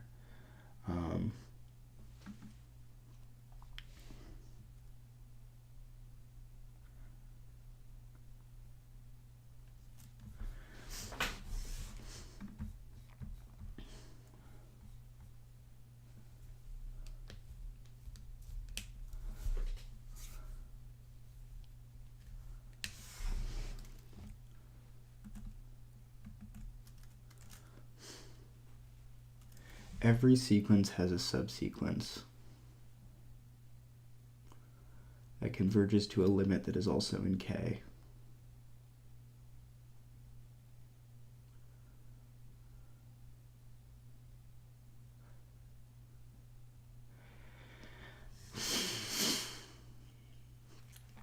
So, the most basic example of a compact set is the closed interval. To see this, notice that an is contained in the interval.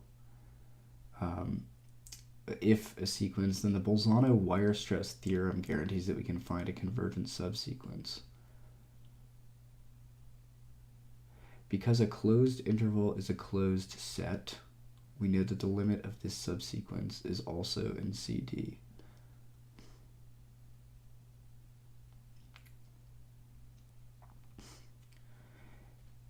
What's the Bolzano-Weierstrass theorem again? Preceding argument.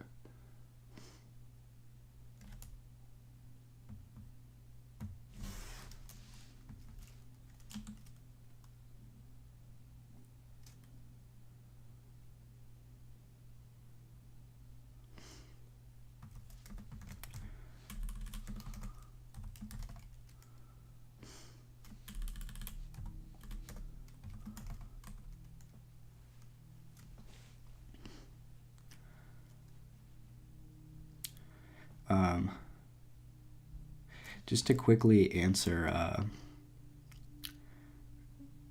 Suraj Majal, my attention span is getting worse and worse, and my ability to learn things faster is becoming slower. Yeah, I've had that problem for a long time, and I still do, I guess, but the solution is just like, don't expect learning to be quick. That's the issue. Like, wanting to learn things faster is the issue. Some people are really brilliant and can pick stuff up quickly. I don't really think I'm one of those people. I think I just have to work for a really long time. So you have to expect that it's like being drip fed, and it's going to take ages and ages to understand anything.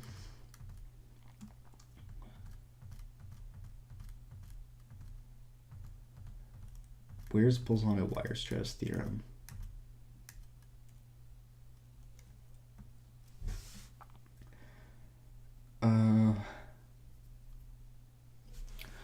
Increasing sequence.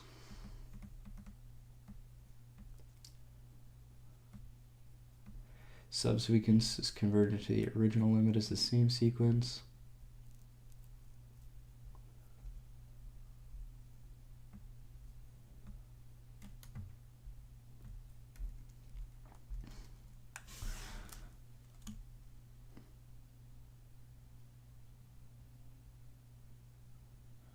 Okay, typing up something in types real quick. Use the pigeonhole principle.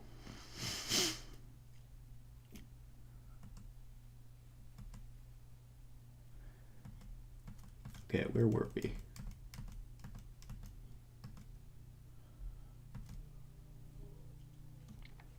Okay. If every sequence has a subsequence that converges to a limit that's also in K. The most basic example is a compact set is closed interval. To see this,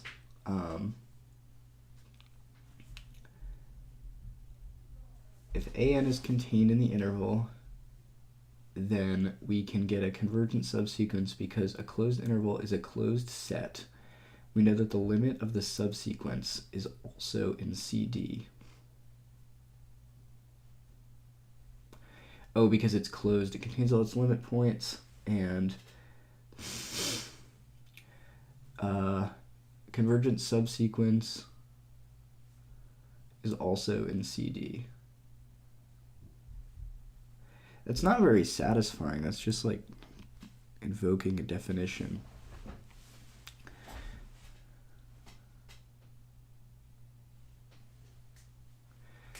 Like, can't you say, so all of these sets are closed, and then you say like, well, here's a sequence in the set, and it's going to converge to something, and we know because this is closed what it converges to is in there, and or its limit points are contained. And then because a convergent sequence converges to the same thing, the subsequence converges to the same thing. We say the subsequence is also in there, and then it's compact.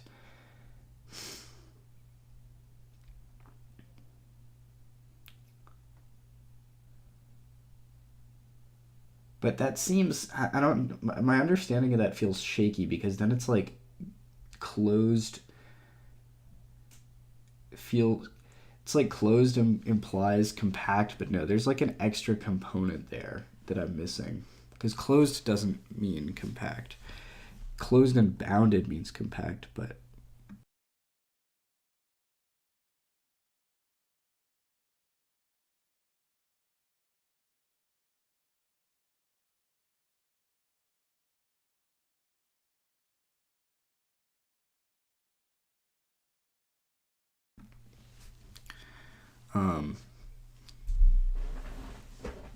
bro predicted theorem 3.3.4.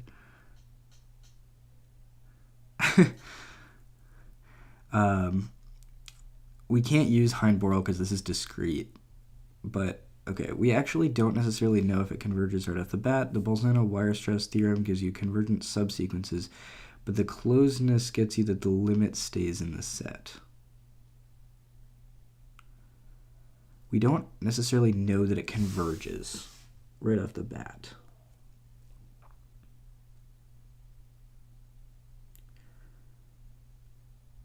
You mean we don't know that the subsequence converges? Because we can just say, here's a convergent. The Bolzano-Weierstrass theorem gets you a convergent subsequence, and the closeness gets you the limit stays in the set.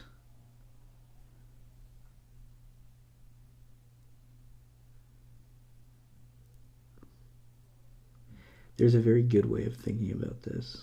L2 minimizer. Real quick, because Johnny's typing something up too, I want to answer this because I am very passionate about this subject. One more thing, when I go learn things, I find a particular topic to be interesting. I go in a rabbit hole, and the work intended is never finished on time, and a lot of backlog is made. What is the most efficient way to learn and get things done?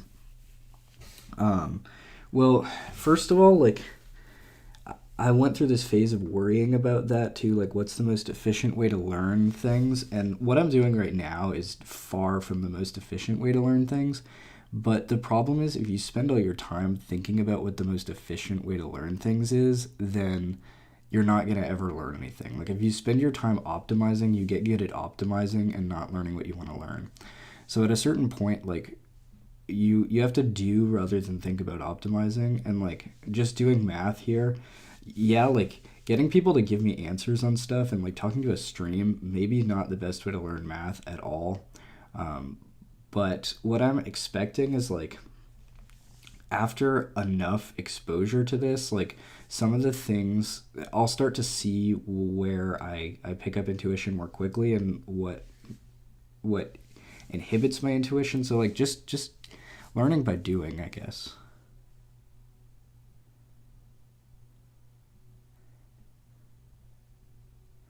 Who is James?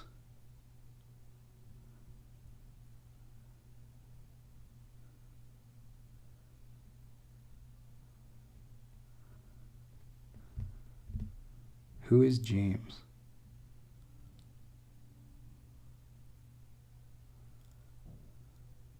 Okay, I'm looking at the types document.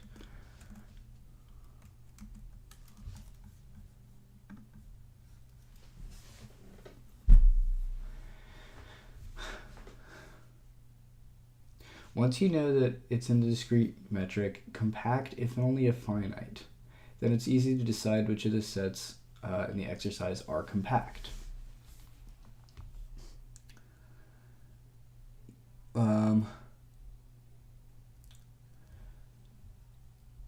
Compact if only if finite. Okay.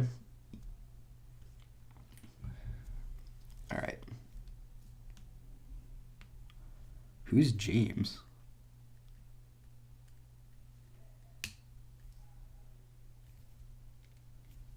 Is my, like, chat censored?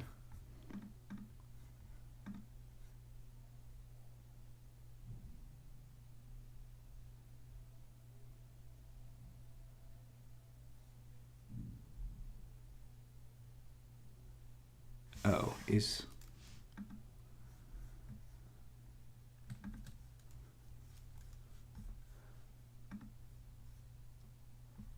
No.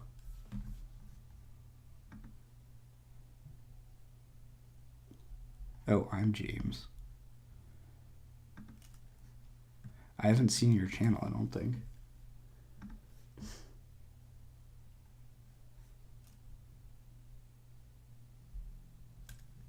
You're James?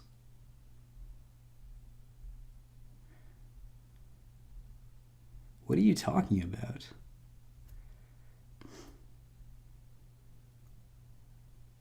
Why does everyone know this guy?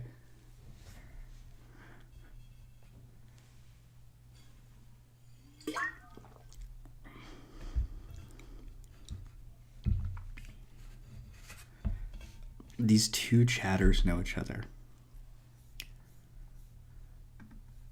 Yeah, but there's like multiple people.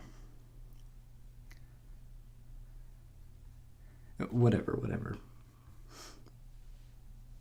I thought like some other YouTuber or something was. All right, what's up, James? Bonding over the Sylvan Franklin math stream, interesting. Okay. What is convergence in discrete metric? I'm looking at what Johnny's saying. Okay. Suppose S is finite. A of n be any sequence in S. Since S is finite, there is some element which repeats infinitely many often in the sequence.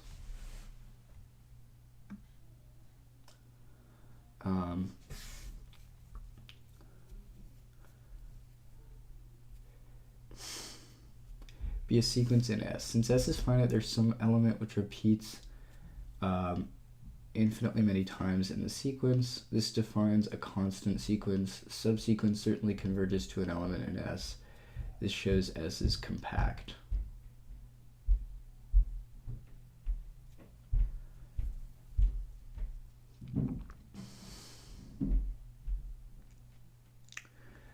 Okay, compact. Proceed by contrapositive. Suppose that S is not finite. Then there exists an infinite sequence of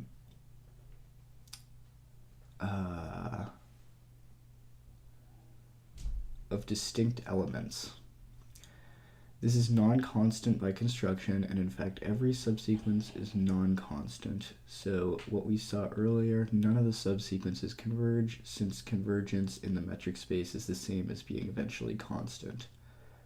Therefore S is not compact. The element of, I think it's just in, like the word in.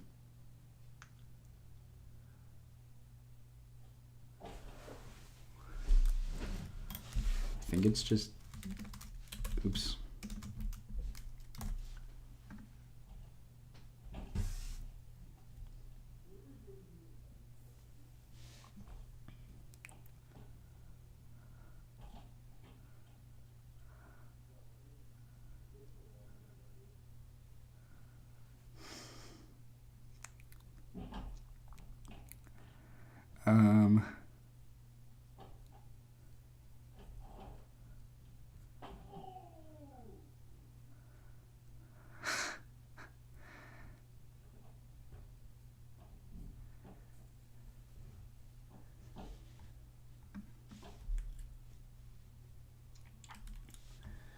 Okay. All right. Compact.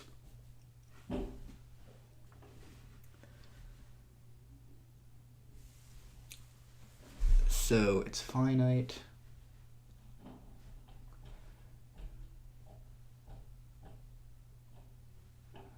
There's some element which repeats infinitely many times in the sequence.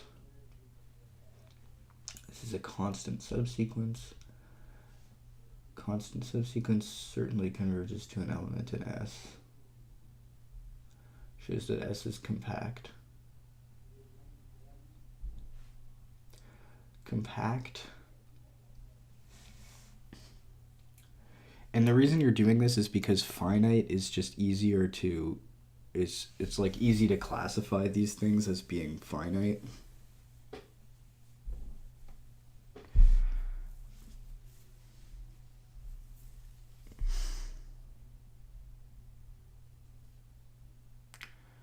Because you could just say, well, integer lattice is infinite, the cone is infinite, open unit ball is finite, hyperplane is infinite, trefoil knot is finite, right? So just, I'm gonna write that out in a sec, but to jump the gun,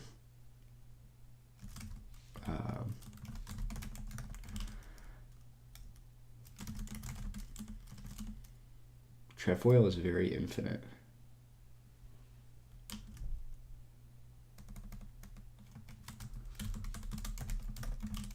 Why is the trefoil infinite?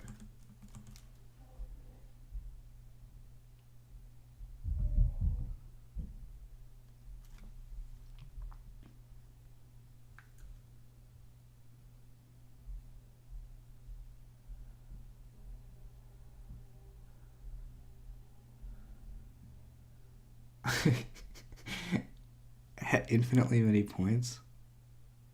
All of the sets given in the examples are infinite? Oh, yeah, you're right. Which means that they're all not compact.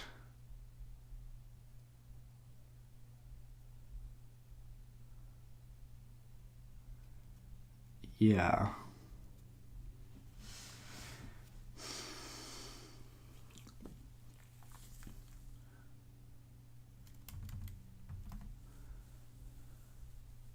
Suppose that the set is infinite.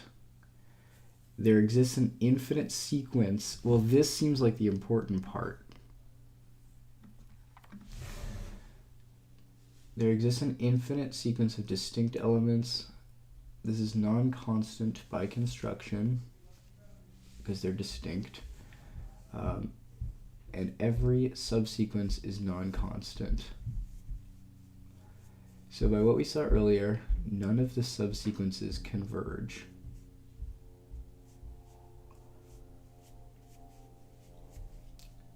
Oh, since convergence in the discrete metric is the same as being eventually constant. Oh, that's smart. Wow.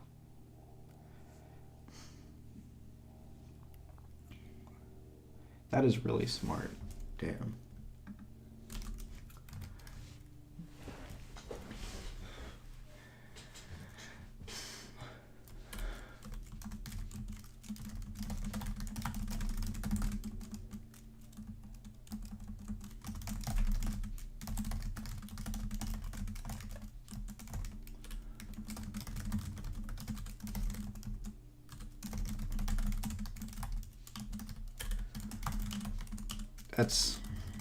That is mind-blowing.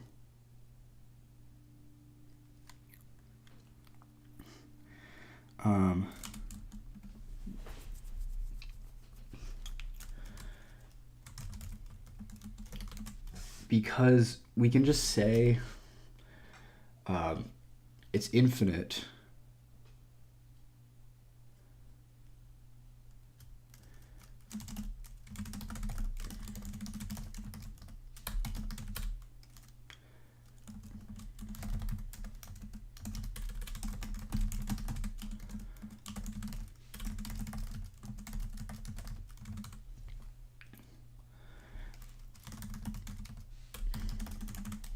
There exists an infinite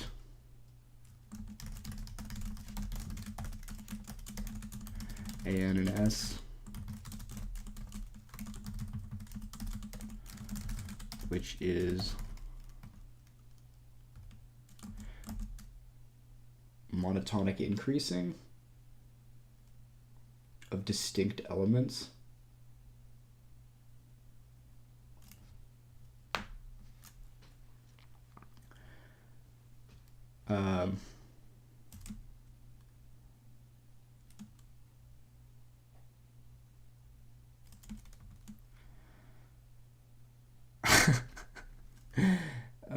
This is Johnny with a DZJ. Works on any set with a discrete metric. Right. Okay, so there's an infinite sequence which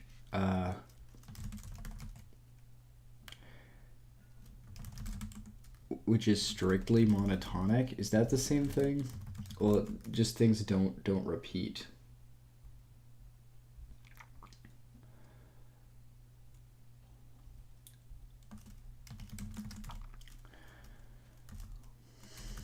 It's non-constant, and every subsequence is non-constant.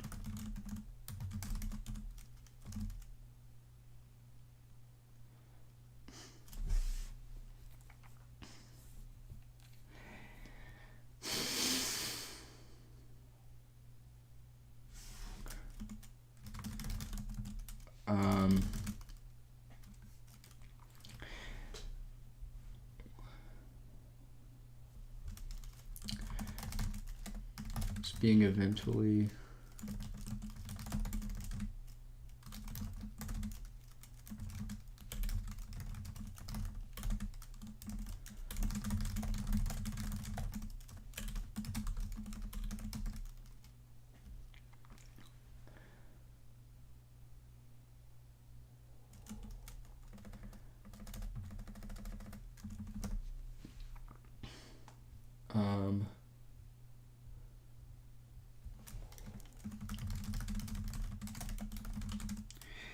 don't need to be strictly monotonic in Rn. There is no such thing. Just contains distinct elements, not repeating as you said. Okay.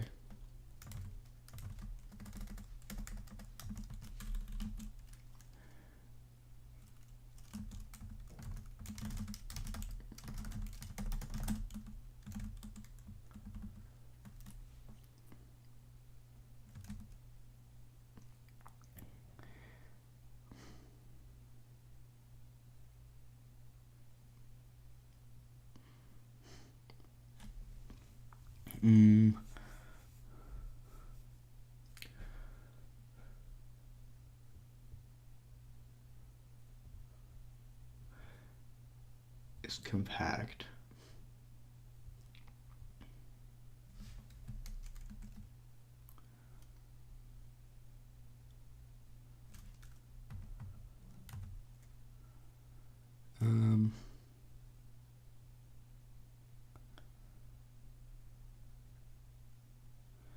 Converges to a limit that's also in K.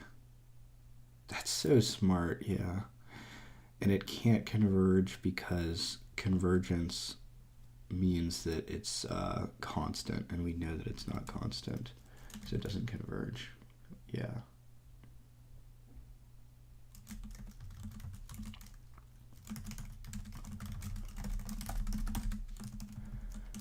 All of the following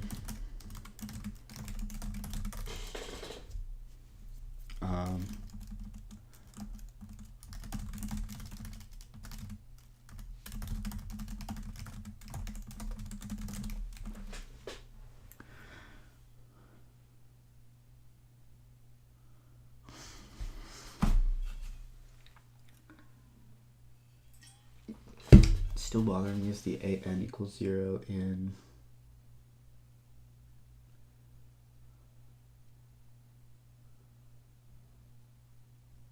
your proof of all sets are closed. Oh. Sorry, did not see that.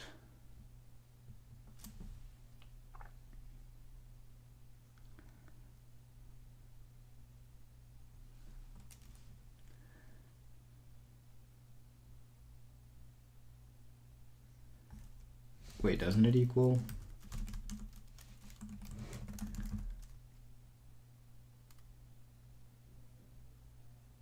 Oh, an equals a. Yeah, duh. Simple mistakes. There's too many of them. Yeah. Okay. Brilliant. That concludes the proof of the things on the bottom. If Alexander's still here, you said so because we have the all the proofs of the discrete or we have all the proofs of the Euclidean distance, and if you show that norm all the norms are equivalent, is that easily possible to do though? I wonder if the book would have anything on that.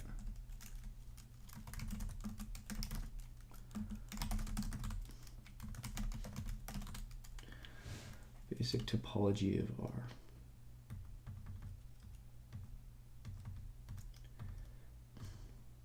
No, not really.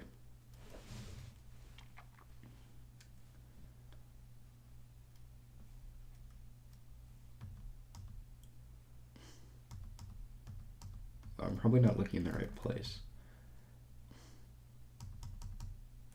Look at the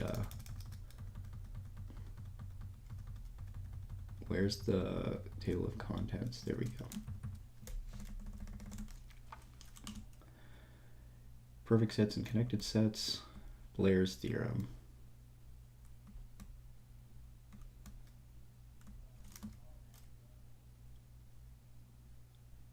Metric spaces.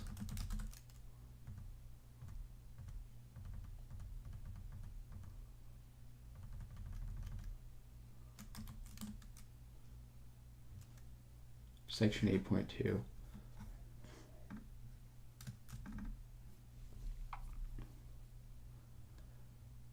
Is whether the theorems we have proved about sequences series have analogs on the plane.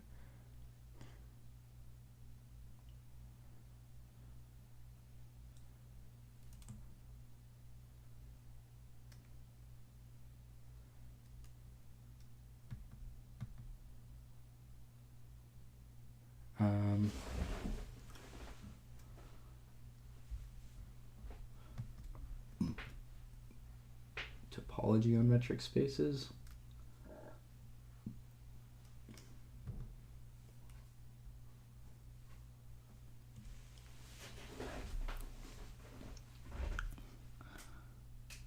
Yeah, in that case, you automatically get all the answers for norm-induced metrics will be the same as for Rn with the standard 2 norm.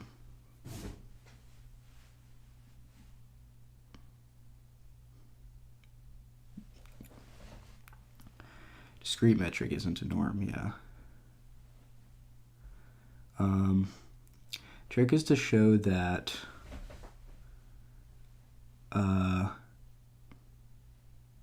is that a for all, or is that just a normal A?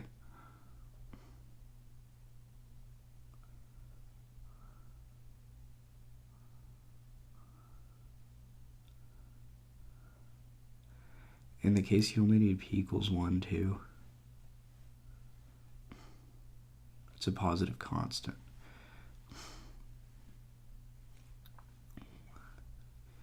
Okay, so you only have to show that a positive constant. Trick is to show that two positive constants sandwich some x.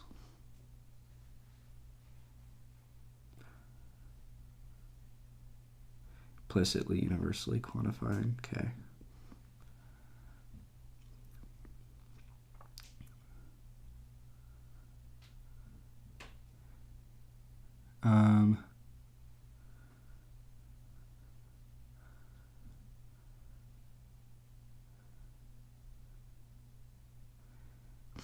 The constants have to be uniform over the x's. Why does that imply that the different metric spaces are equivalent?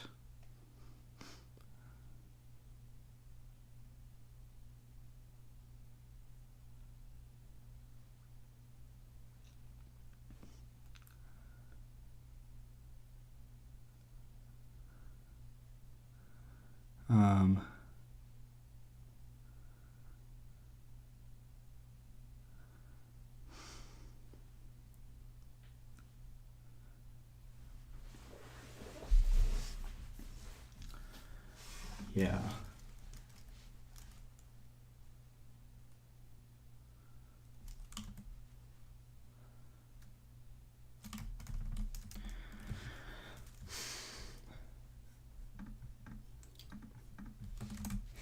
All right. It's implicitly constant has to be uniform over x for appropriate values on a and b. Yeah, I don't fully understand why.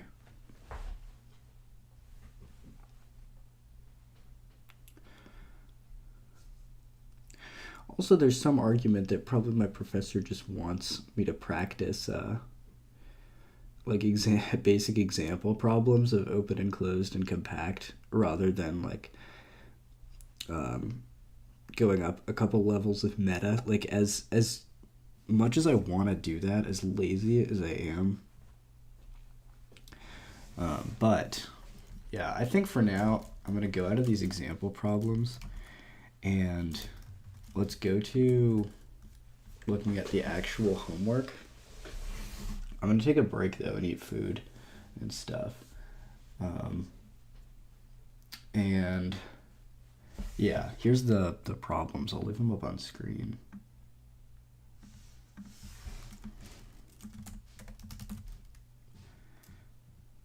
That's sort of the intuition, but instead of doing 5 times 2 repetitive exercises, you'll need to prove 2 theorems, open if P norm, if and only if 2 norm, bounded in P norm. Oh, 2 theorems. Open in P norm if and only if 2 norm, bounded. Oh, yeah.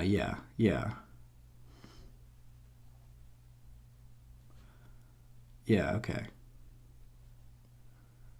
That's clever.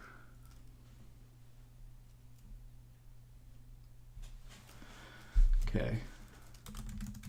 Throw this preview up.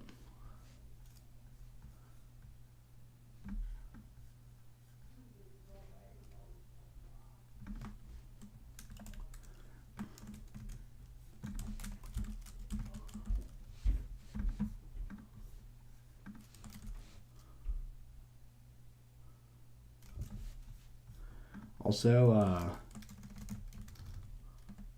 while I'm gone, someone throw an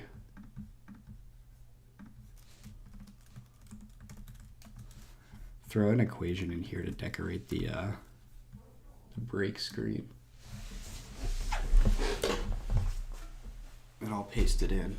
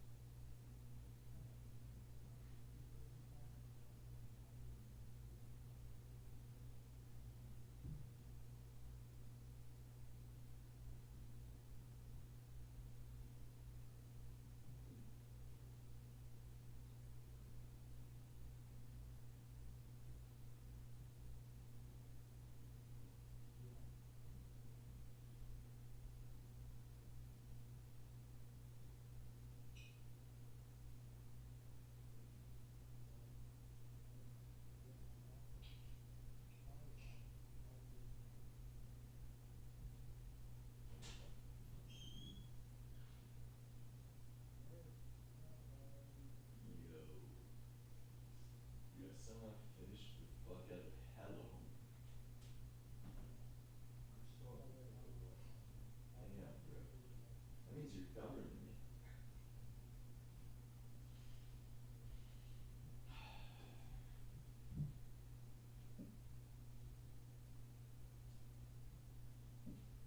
Hold up. Oh. Kind of hungry, but also like, I think that I might just fast today, and then eat hella pizza tonight. Like, is that the move? Cause like Mile is humming, as in I have a big dick. I think also your stomach like shrinks after a certain amount of time not eating, so it's like actually harder to do that. Oh, so what should I do? Easier if you eat like small amounts of stuff consistently. But like a really, really, really big meal, like right before. That way, like my stomach is like, big.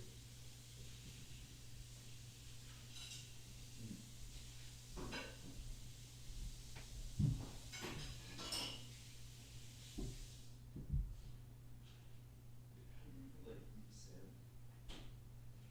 Probably just fry it. It says ready to eat. It's already like cooked. My fuck. You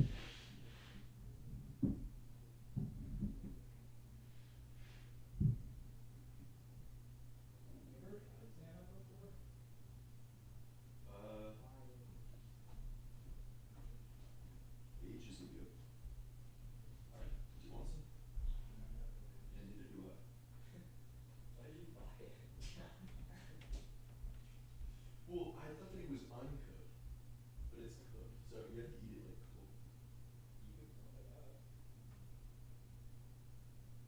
I don't think that's how food works, bro. That'd be disrespectful. It's like already been cooked. That's like if a painter comes to your house and paints it blue, and then you like, go and you paint it purple while he's still there. It's not the same at all. It's literally the same thing. You've never heard that? The cooked salmon analogy? It's like so sealed in plastic. It's like an action figure. Yeah. It's kind of appealing in that way. So can I eat it? Should I fucking try? Guess the answer to that is yes. You have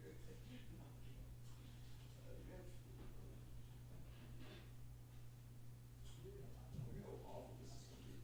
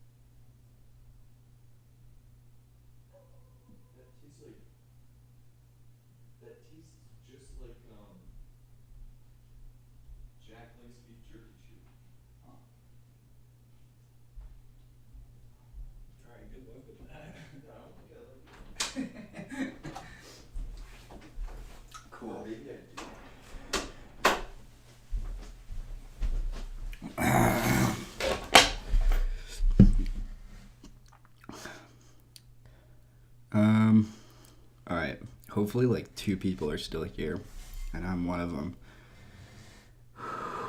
Yeah. Looks like a big C++. I feel like the only thing which is slightly more transparent in C is memory handling.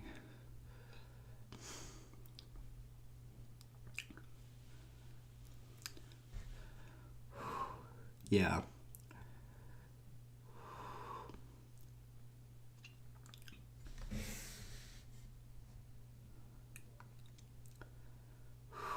Oh, I couldn't open the...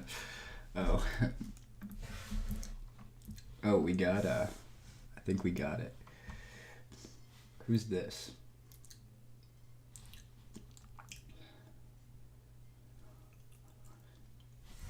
Well, I can share the link again.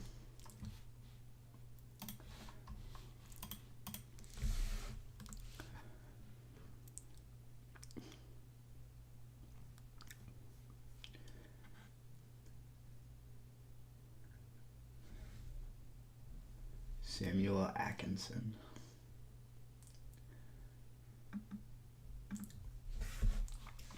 All right, I'll take that.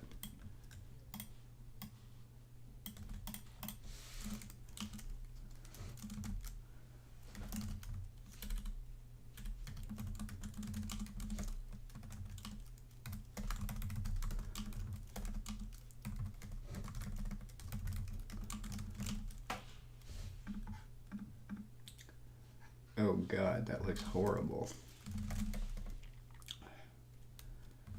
How do we style the diagram? It's black. How do we style the edges?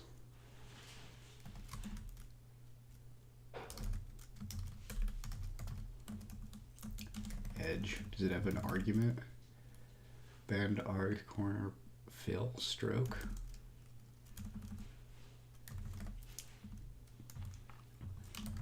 Probably set edge stroke white. How do we do this?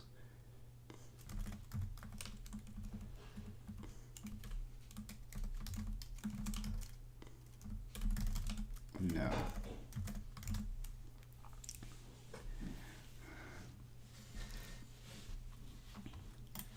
Oh, this is gonna be a headache. Oh my God.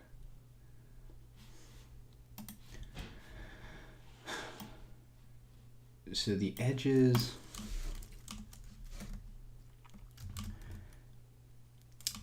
cell size, edge, stroke. Oh, there we go. That was easy. This is too big though. Scale 30%.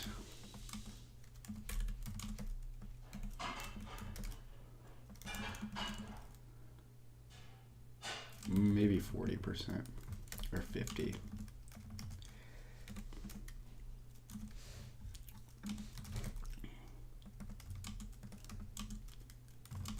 And let's place it in the top right.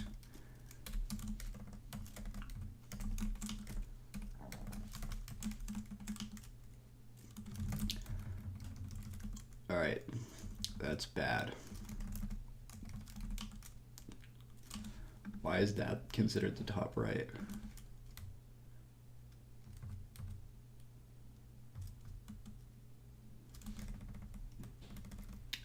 Whatever, I'm putting this. How is that the bottom right? What?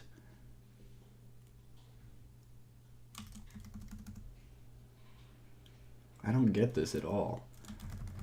The bottom right. What? Why is this like in relation to... Is the scale the problem?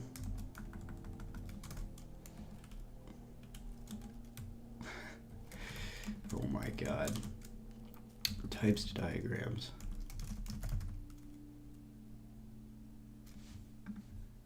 This might just be too big. Maybe it needs to be boxed.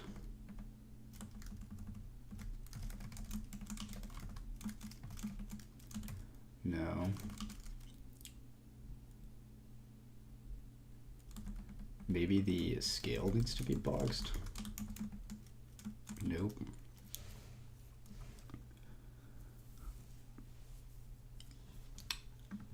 How do we put this out of the way?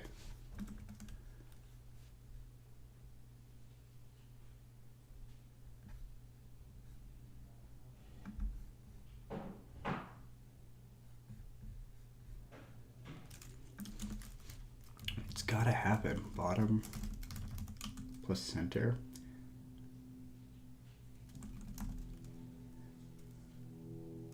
Why is that considered the bottom? Is this whole thing taking up?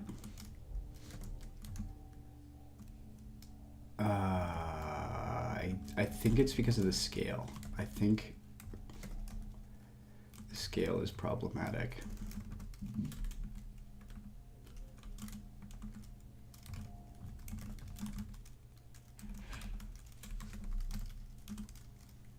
Nope.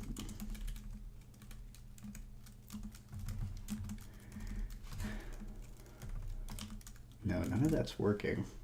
Anyone good at types here? The AI is not good at types.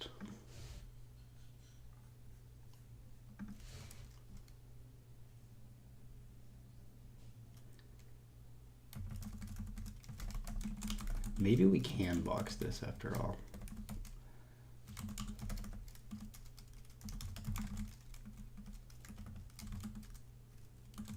Nope, that did not work at all. Diagrams are just hard to deal with, I guess.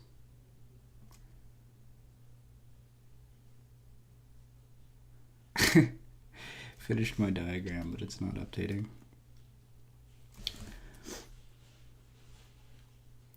You know what? I'm leaving it like that.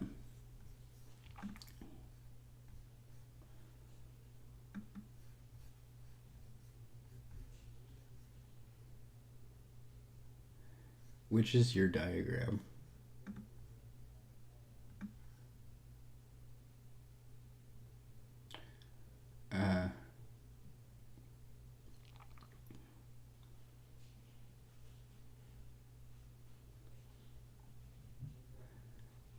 Better to write e to the I pi plus 1 equals 0? No, it's just useless.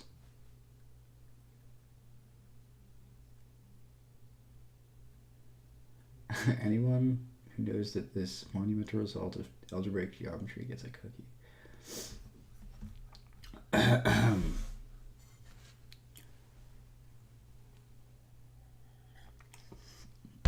can only imagine how many thousands of hours are between me and understanding that.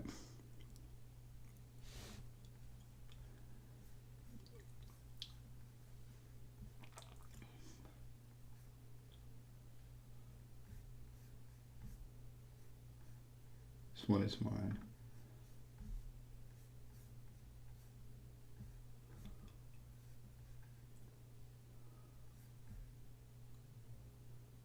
Unknown variable up.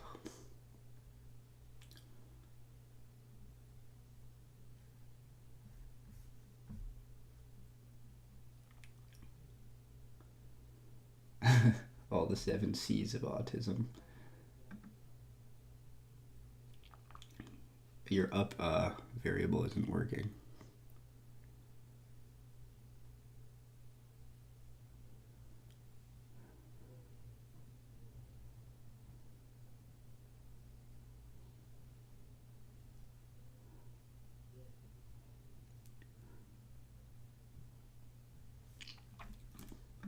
Anyway, back to the homework.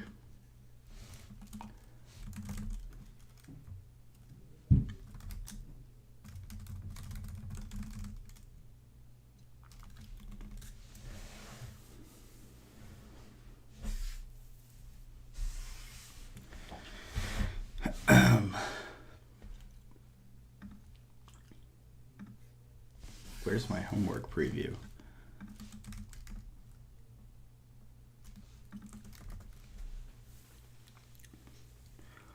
Okay. let's think about this for a little while.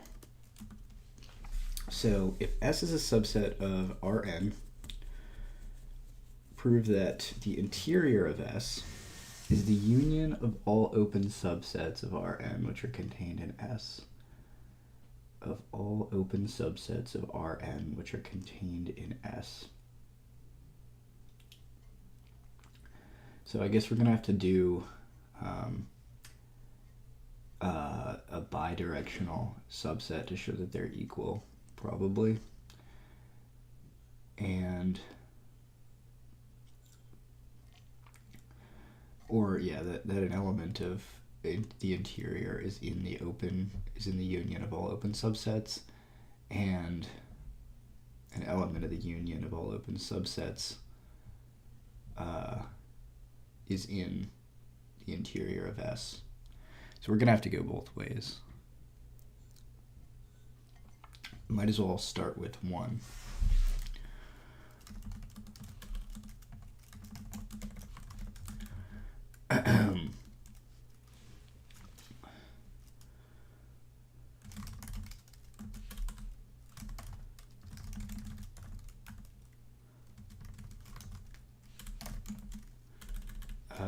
Int S. I'm gonna create a variable because that'll get annoying. I'll just call it is.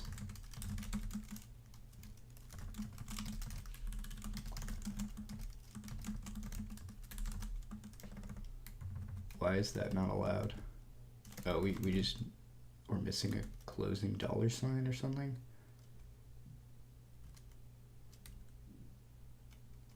Is a reserved keyword in this language?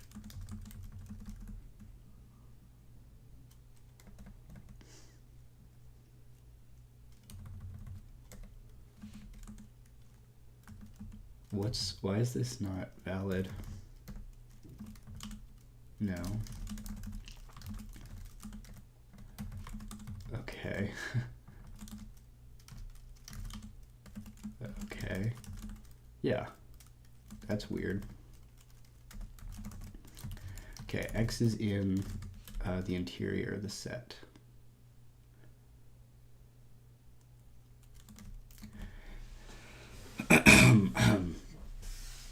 So if X is in the interior, then it's, what does that tell us? Well, the interior is open.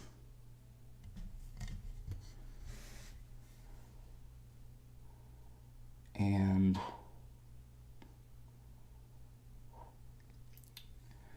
so X is in an open set. And we want to show that it's in the union of all open subsets of Rn, which are contained in S. So we want to show it's the union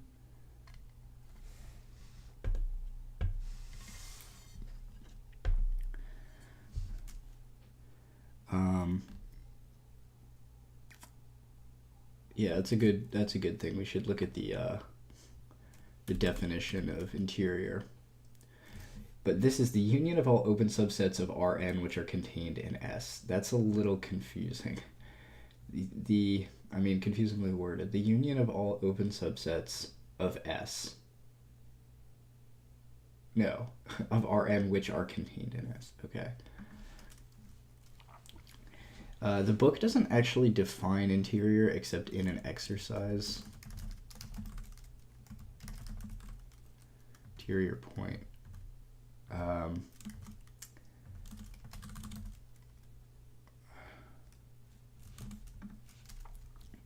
I think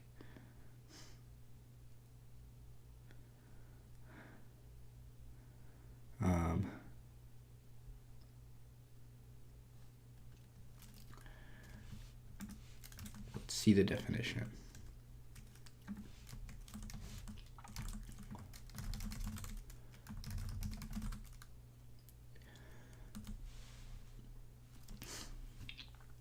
The closure of a set is the interior of a set. The closure of a set is just the set with its endpoint or its limit points included.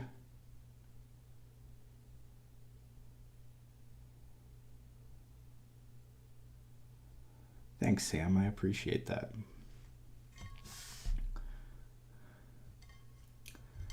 Okay.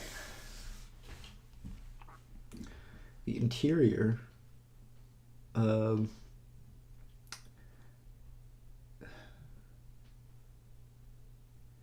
yeah, it's very similar to like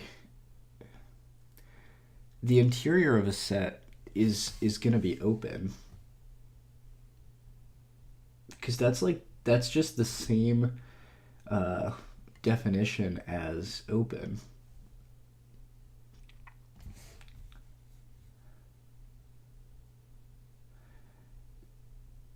Show that E is closed if and only if the complement of E equals E.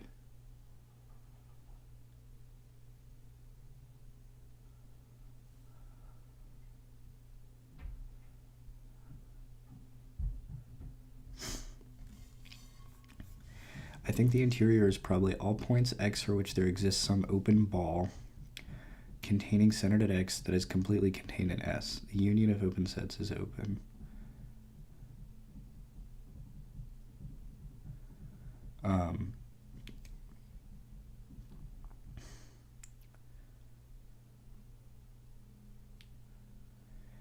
An open set S is equal to its interior. Right.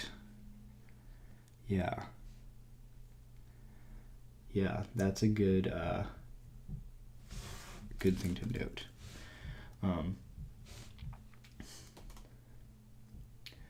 Is the union of all open subsets.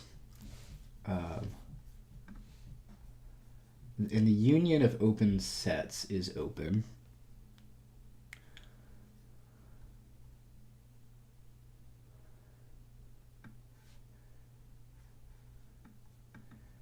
The union of all open subsets is open.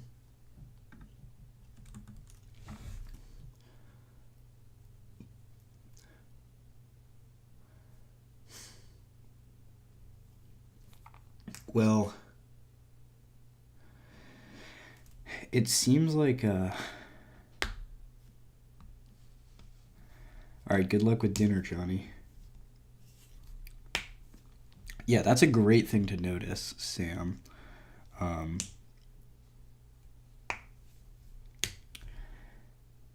So I see some people have some ideas, but I don't want to like fully spoil this. Going one way maybe seems easier than the other, like considering an element of the union of open subsets. That means that X is the L. So it's in the union of open subsets. That means X is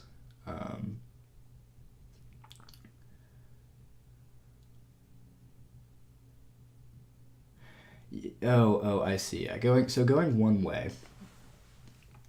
Let me just write this out before I look at chat. If you have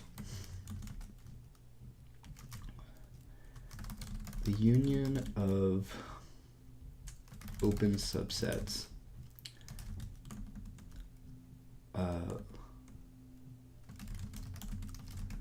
is open, call U, I guess. U equals union. How do you do the big union?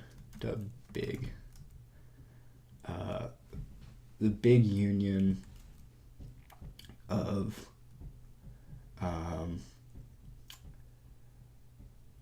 like S subset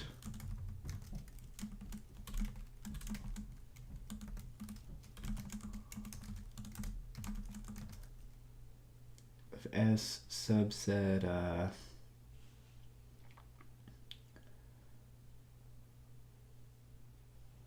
Rn, which are contained in S.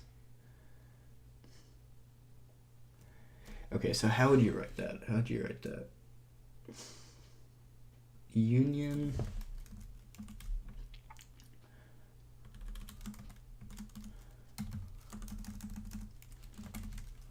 me put this on a new line.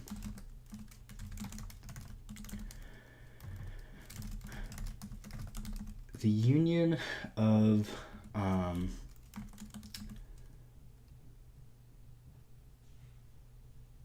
S in S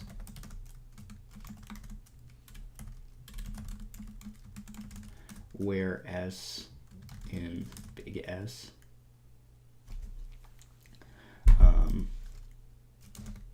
and in every and is there a symbol for open? And S is open.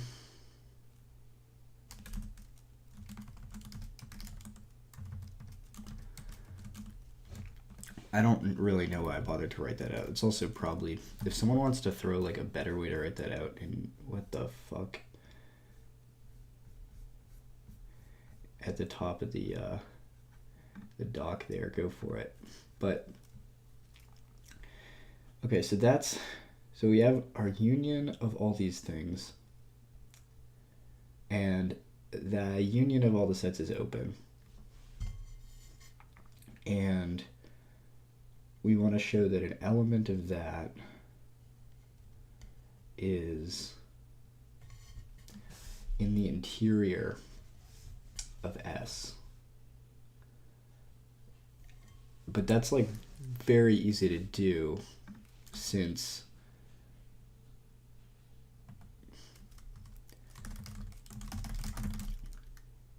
the union, or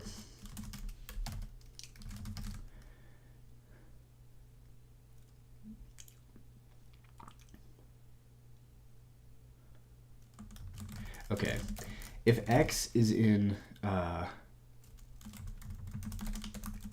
U, then X is in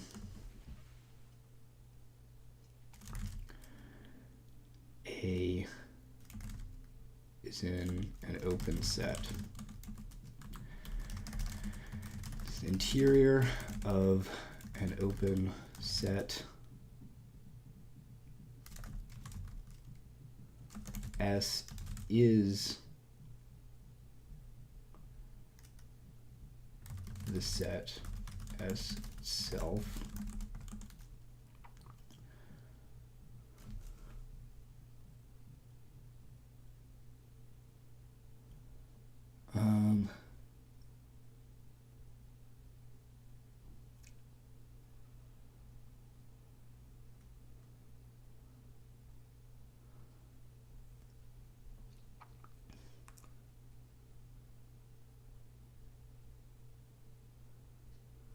Wait.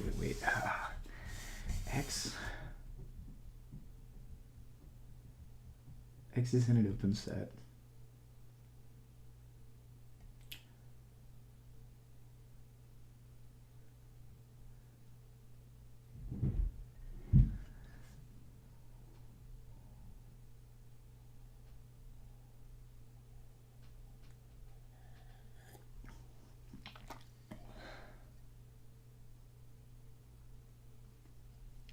No, I don't feel kind of lost there.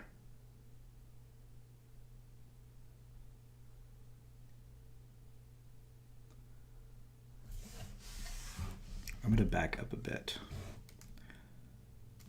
Make your camera a bit smaller. And write the definition of int S.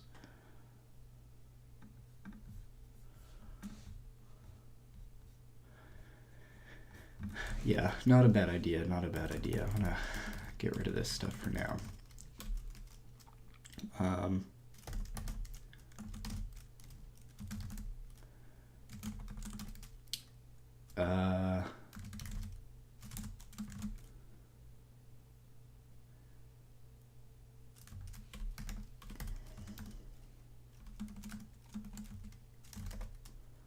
I think that's the definition.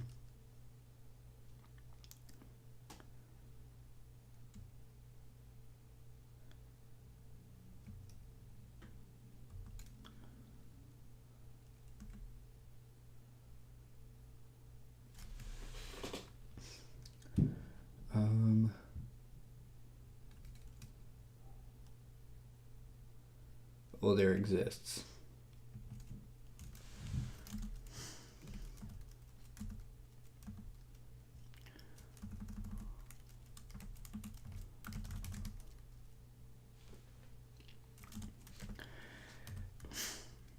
It just wants you to show that the definitions are equivalent. The union of all open subsets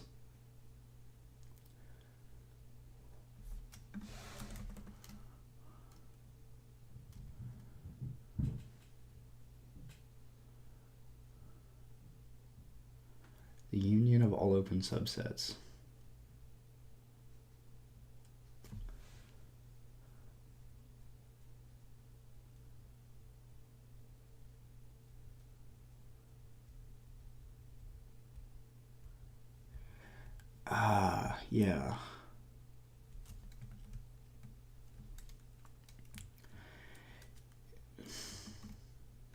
Oops.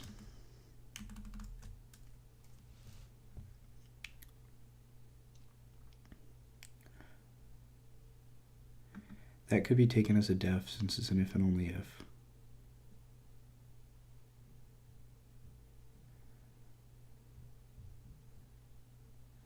Sometimes cal OX is the name for all the open sets of X.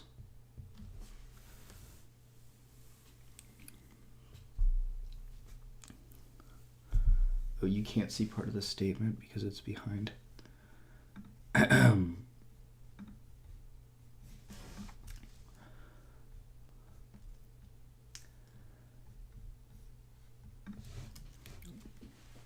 Hopefully that's better.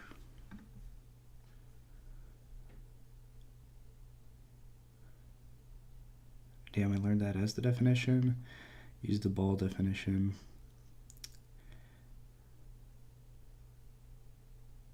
The ball definition of what?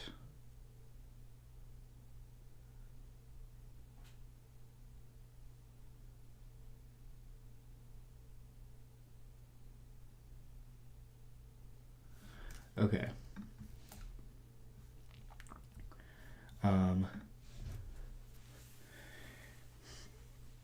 And the interior is well,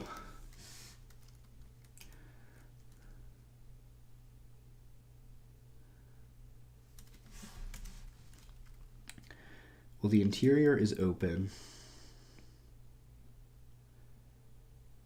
and the union of all open subsets is open.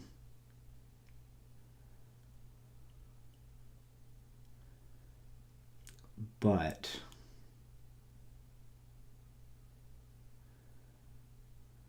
okay, I'm almost there.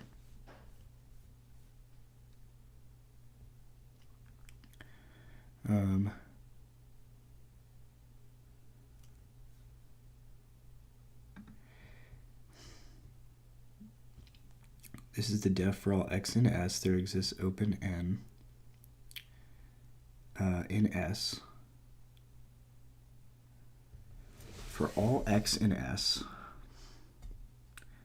there's an open ball, or no, there's an open N in S.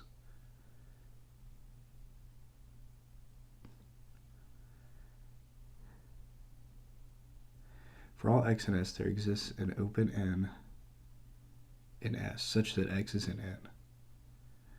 For all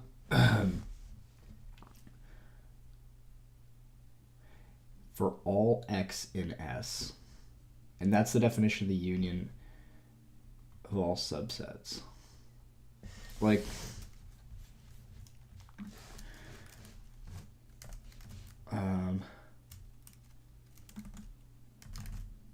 well, x in S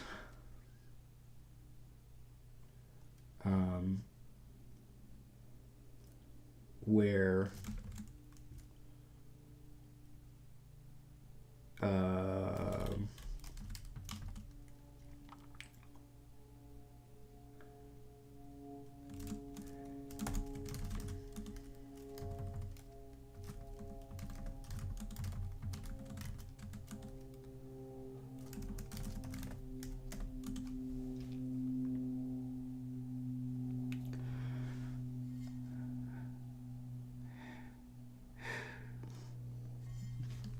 All the points for which that holds is the interior.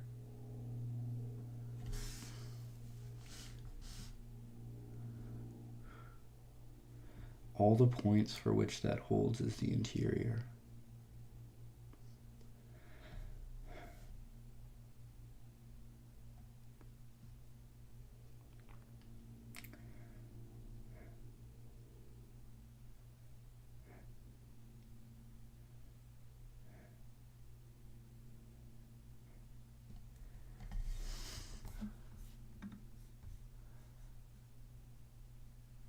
All the points for which that holds the interior.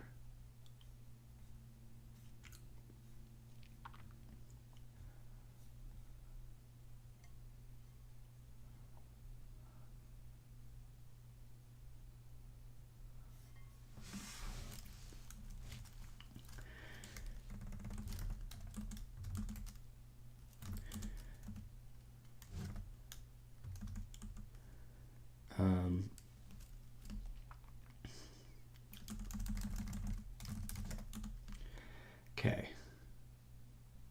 I'll define this as something else or write it out as something else, but those are the two things.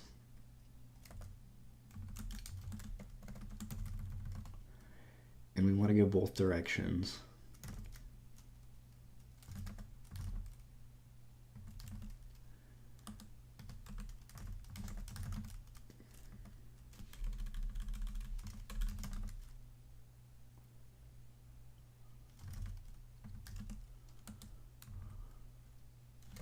No, that's U subset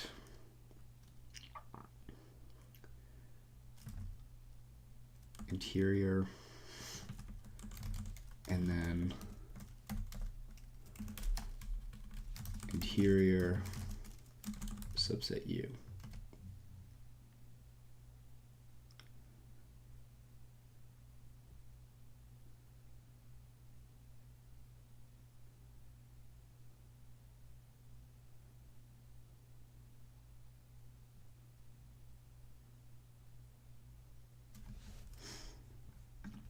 It's the first problem. Hello, Equa. Okay.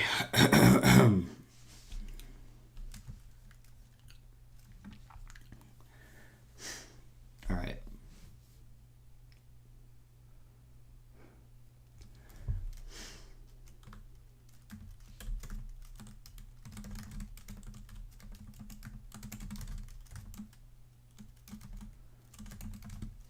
If X is in U,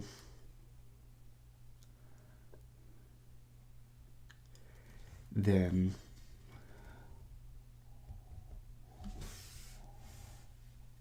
we want to show that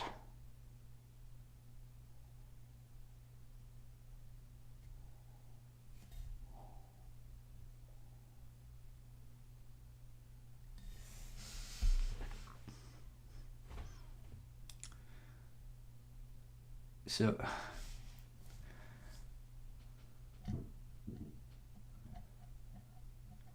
X is in the union.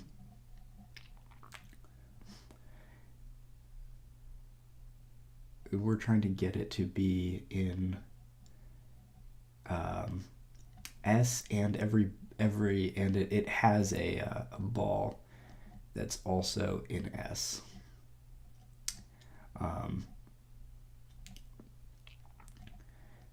But okay, so if X is in the union, then it is in S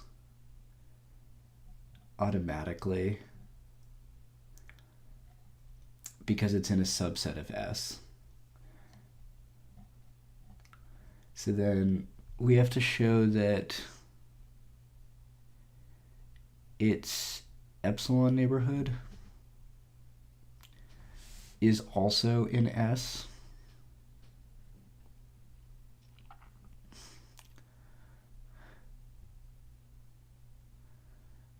And how do we do that?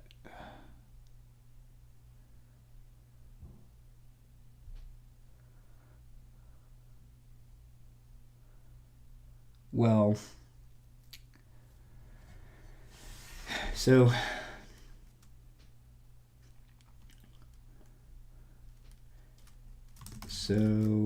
x in S. Want to show that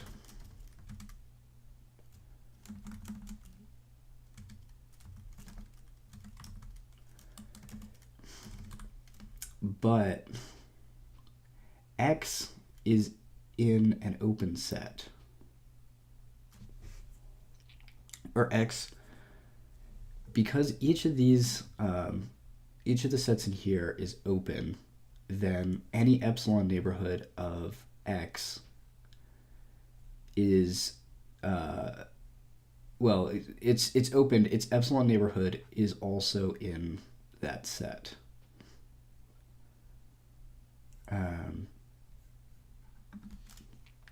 I guess I should clarify here. So x and u.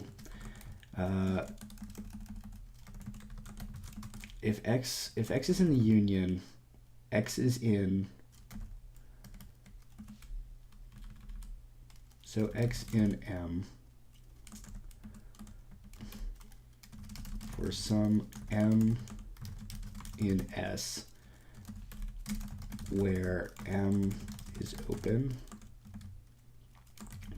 or not M in, M subset S. And then we want to show that the epsilon neighborhood of X is also in S.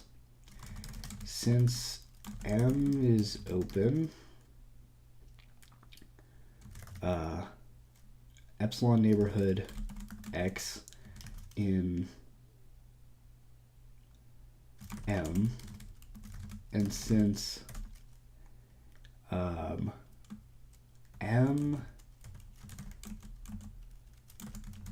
subset S, epsilon neighborhood of X is in S.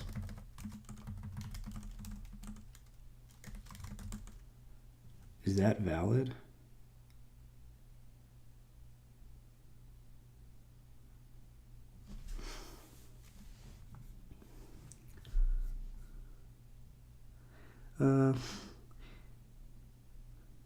If X is in the union of open sets, this open set is its ball.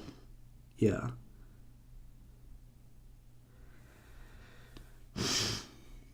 We should clearly abolish JavaScript and only use HTML and CSS for, okay.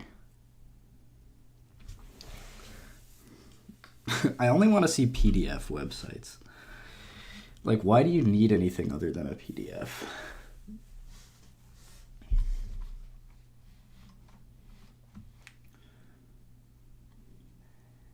My hair gets so frizzy from these streams because I'm always moving it while I'm thinking. Okay, I think I feel okay about that. So if X is in U, or X is in the union, so X is in one of the subsets, or X is in some M, where M is a subset of S, and M is open, and we want to show that the epsilon neighborhood of X is a subset of S. And since, well, we want to show that there exists. Oh, okay, this could be clarified. I think. So we want to show that exists an epsilon neighborhood, which is a subset of S, and then take M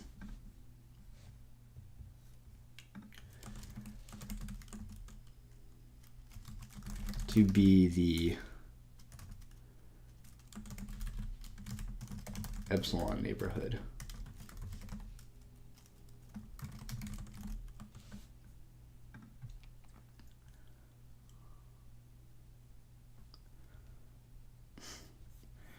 And that's simpler.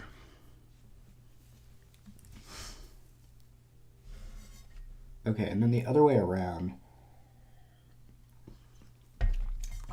the interior. So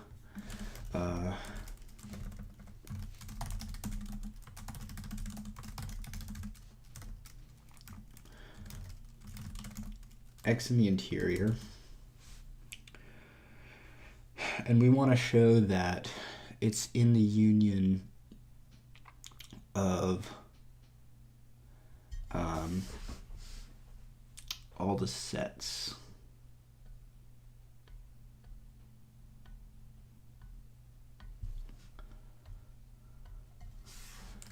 This is actually bothering me.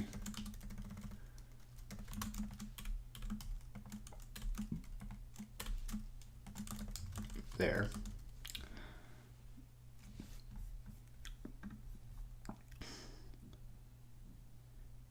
Okay. Is it the union? But this is what the X. Okay.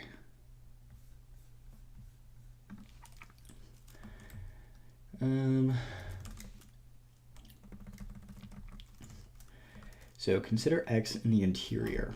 What can we say now?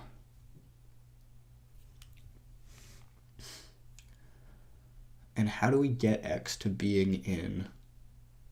Well, if X is in an open set, which is in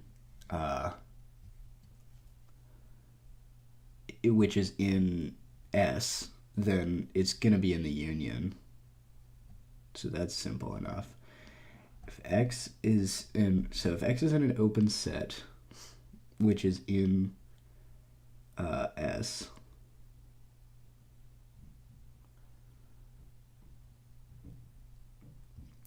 and there's just like one little jump that I'm not sure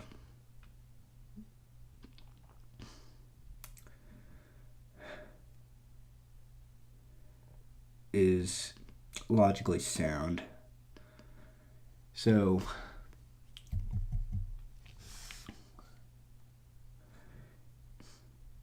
I mean, so if S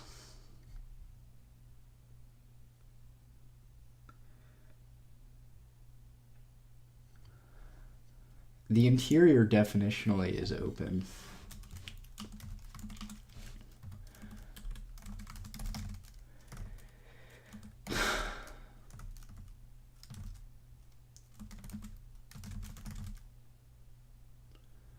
Is open.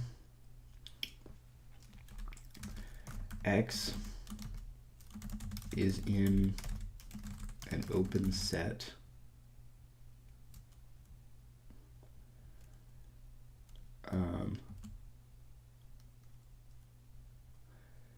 S is in an, well, S is in, well, I guess it's just in itself. S is in the open set S, subset S, therefore it's in the union.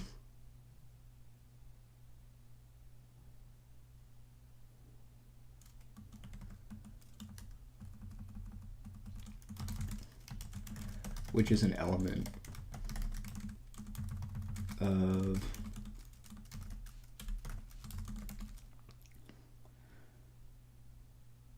S, or which is an element of U. There we go. I think that's right, but I don't know.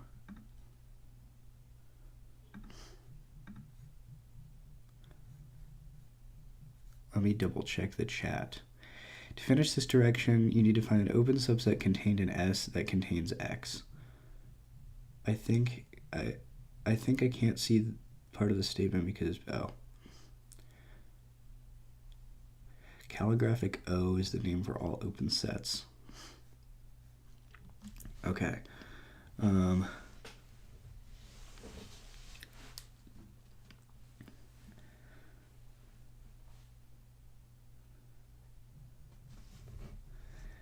Is the open property of the interior.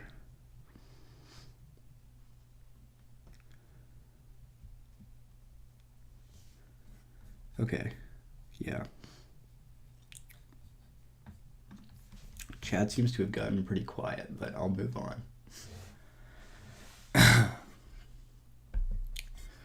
Terms? What can you say about the sequence? What happens for other starting values? The sequence yn satisfies the relationship.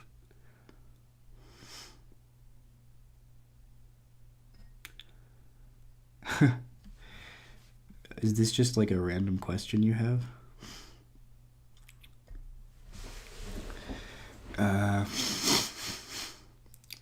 What can you say about the sequence yn minus 1, yn plus 1. Drop it in the...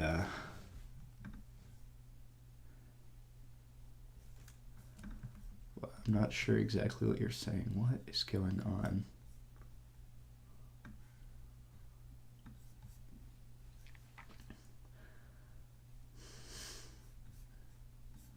Nice wolf.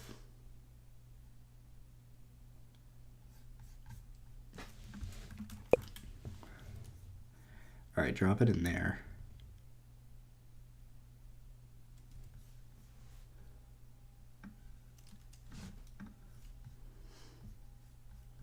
Maybe look at it later, or someone will.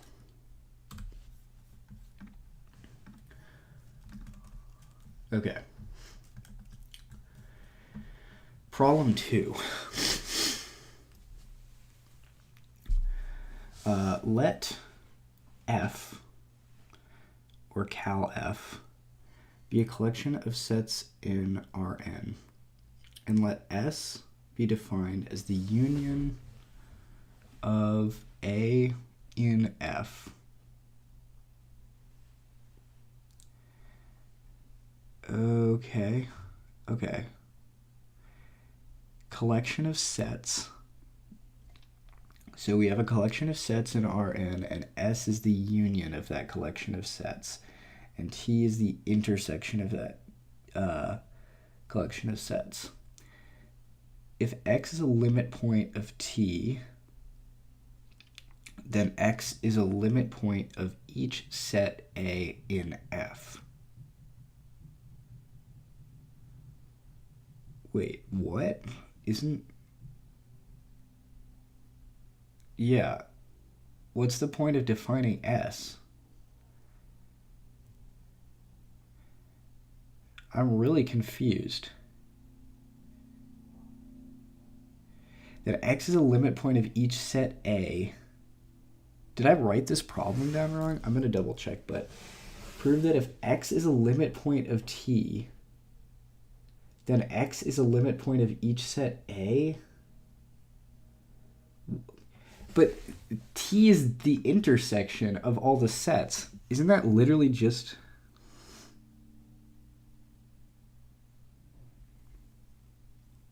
Isn't that just what the intersection is? Also, Alexander, if you're on your phone, how do you even see this?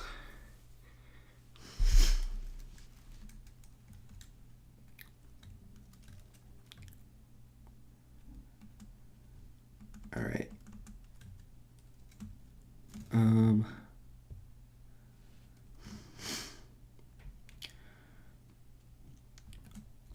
All right, let me double check. Nope, that's the first homework.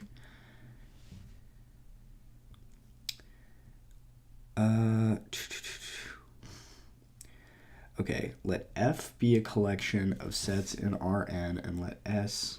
I'm going to actually pull this up next to the homework so other people can see it.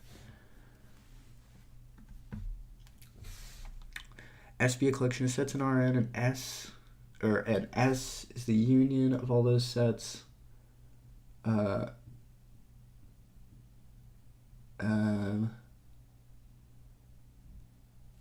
Is that what I have?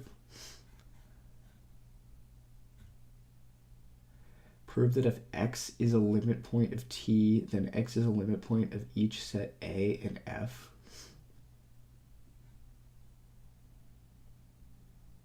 That's what the question says.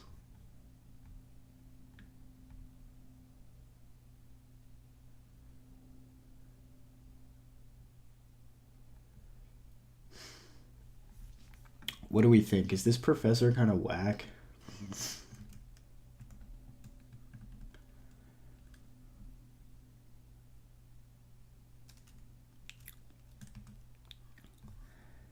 That seems really weird. I also... Am I misunderstanding the problem, or prove that if x is a limit point of t, then x is a limit point of each set A in F? But...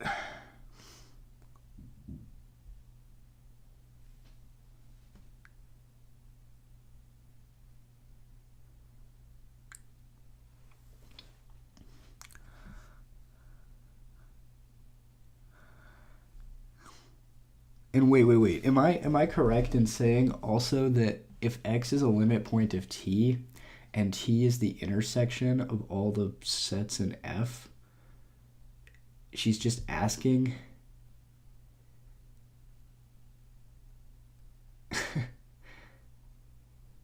It doesn't really matter that it's a limit point, right? It's just like... Well, it's just a point, so it's in...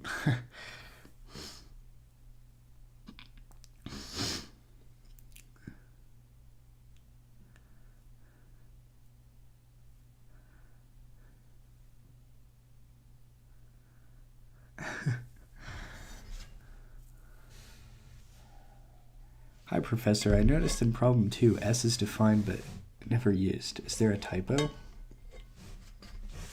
I'm stealing that exact wording. All right, I'm going to send an email. Probably should do it off screen so people from stream don't spam this professor's email. That would be bad.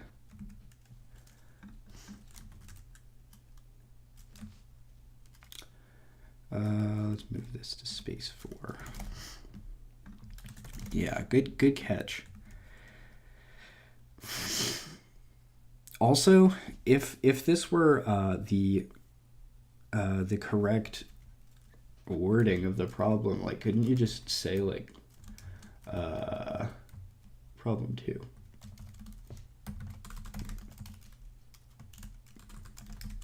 Couldn't you literally say x in t implies x in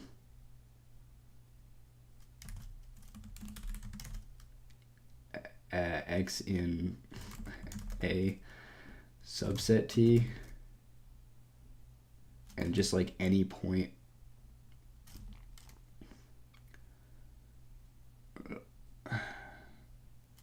yeah, I don't get it.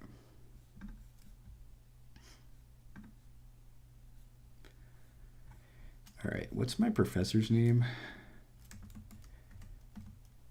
God damn it, I don't know. I have to check the registrar. I've never addressed this professor by name, to be honest.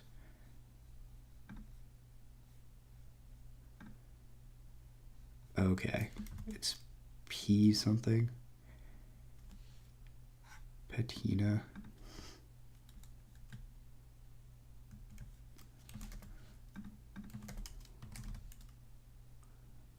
Actually, you know what? I'm not going to email her because I have class at 2:50 in like an hour. So I'm just going to ask her then.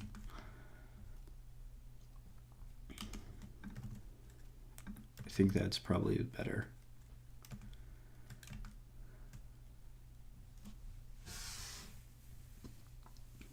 Everyone in chat. We were on Sylvan's math homework stream.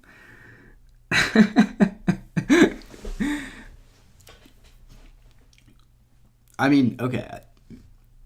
Don't do this. But like, you could very easily figure out what school I go to and what professor teaches this course. Like, you could find this in 3 Google searches and get her email. But I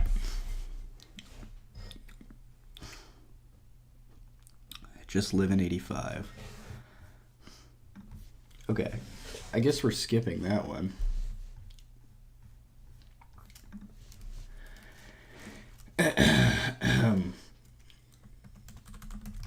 Prove that the collection... No, I'm not doing the QED yet. It's got to be satisfying. Prove that the collection f from 1 over n to 2 over n, where n is natural number, is an open cover of O1. Moreover, and on top of that, as if that wasn't enough, show that no finite subcollection of f covers. Okay, step 1.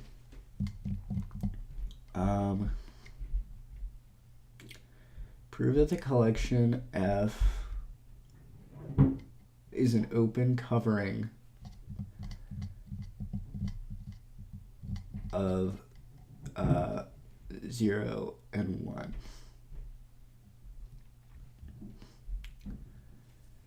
Open cover. I want to look at the definition of open cover real quick.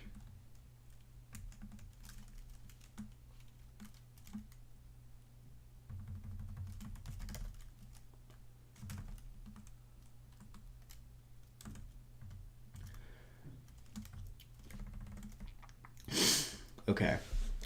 Open cover for oops. An open cover for A is a possibly infinite collection of open sets whose union contains the set A.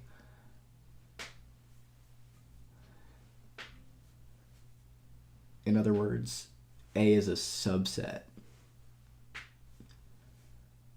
of the union.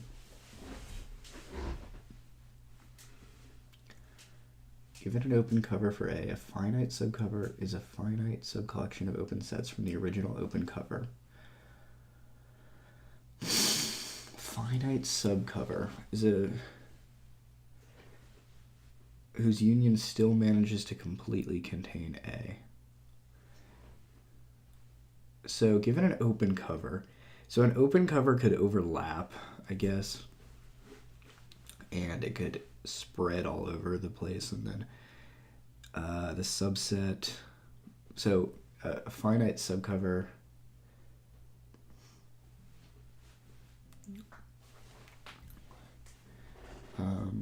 whose union contains the set A, that is A subset, that bad boy.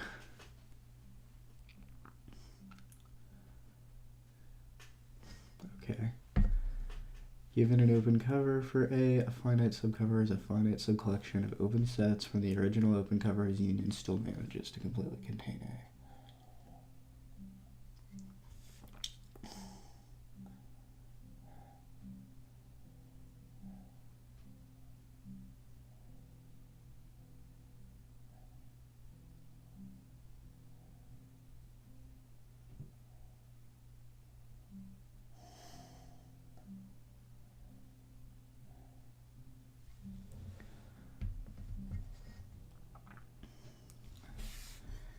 For each point, let O of x be the open interval x over 2, 1. Taken together, the infinite collection of OX, where x is in 0, 1, forms an open cover for the open interval 0, 1. Does it? That it is impossible to find a finite subcover. An open interval 0, 1 for each point in that open interval. Let O of x be that point over 2 to 1. And the infinite collection of these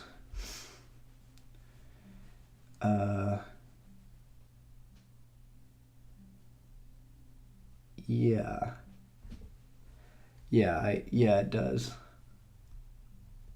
But you could divide it by anything bigger. You divide it by 3 or whatnot.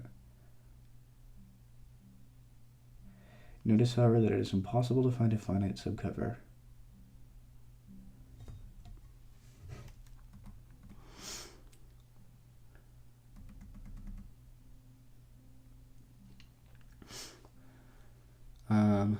Taken together, the infinite collection forms an open cover. Notice, however, any proposed finite subcover, the set x prime is equal to the minimum of all the x's and observe that any real number y satisfying y less than 2 is not contained in the union.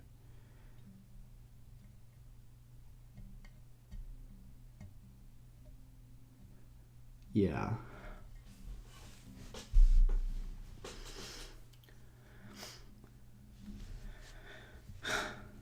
If you have a sequence converging to x and the sequence is contained in every a, the intersection, okay, and this is contained in the intersection, then for each a, the sequence x shows that x is a limit point. Have a sequence converging to x.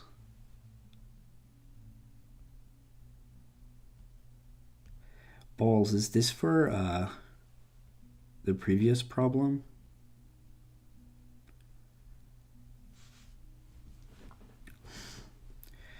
If you have a sequence converging to x and it's contained in every a, the intersection, then for each a, the sequence for 2, yeah.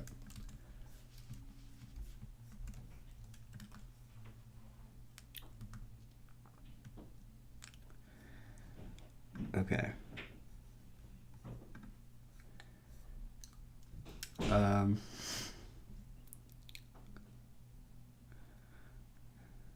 Majo. Okay. If you have a sequence converging to x and the sequence is contained in every a,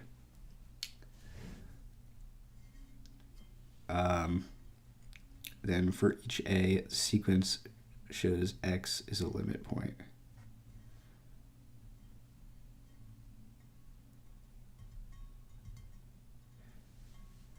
You missed so much, Johnny. How was your dinner? What kind of stuff you eating? What type of stuff do math majors even eat?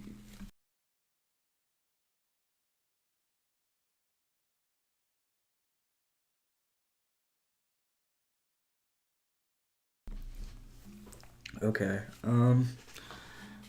God damn.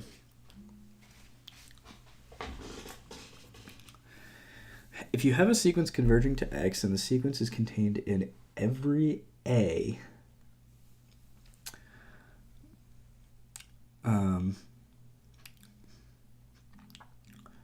the sequence shows x as a limit point.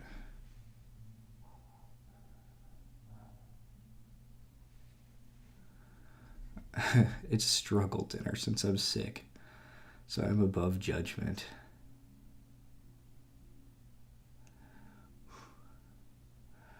I prefer not to apply math. I think the less applicable, the better.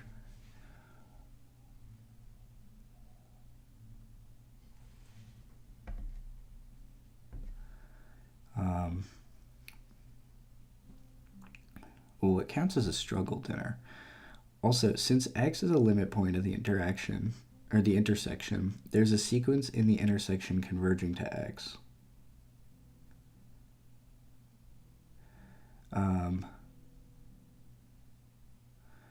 Since x is a limit point of the intersection, there is a sequence in the intersection converging to x. Wait, since x is is a limit point of the intersection,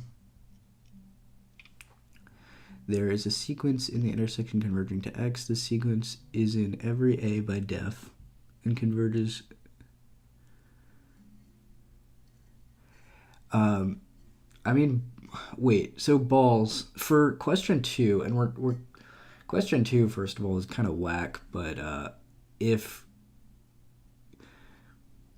like why do you even need to whip out the definition of limit points? Like, can't you just say any point is like in the intersection? Like if a point is in the intersection of a bunch of sets, it's in all of those sets. If x is a limit point of t. Oh, wait. Maybe x. Maybe I'm wrong there. X is a limit point of t. A limit point doesn't necessarily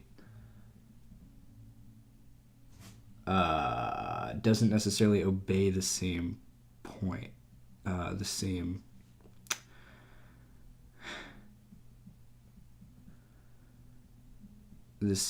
behavior. This is what you use to show the sequences in the intersection.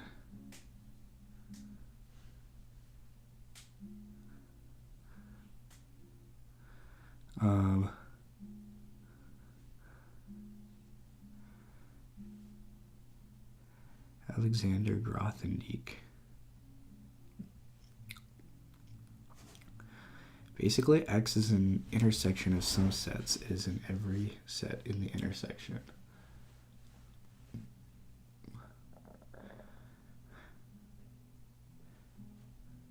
That is what you use to show the sequence in the intersection is in every A. No, but here's the thing, balls. Like, what I'm wondering about is, like, you don't even need the, like, why do you need the sequence definition? Basically, if X is in the intersection of some sets, it's in every set in the intersection. Like, why do you even need to...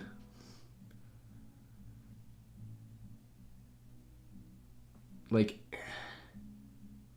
if X is a limit point of t,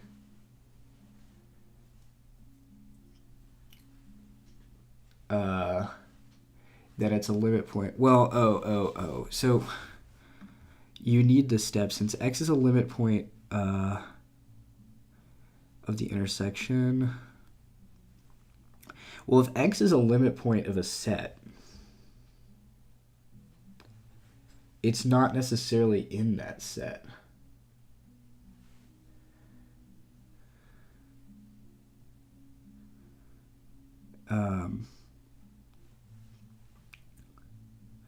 There's a sequence in the intersection converging to X. The sequence is in every A by def and converges in A.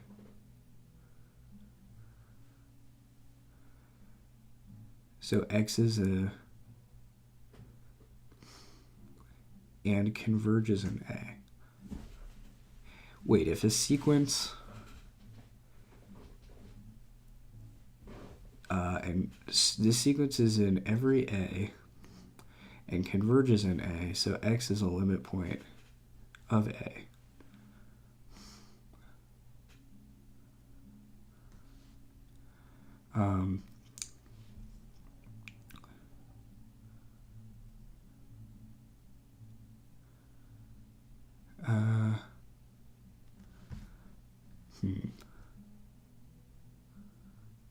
I'm not even paying attention, TBH.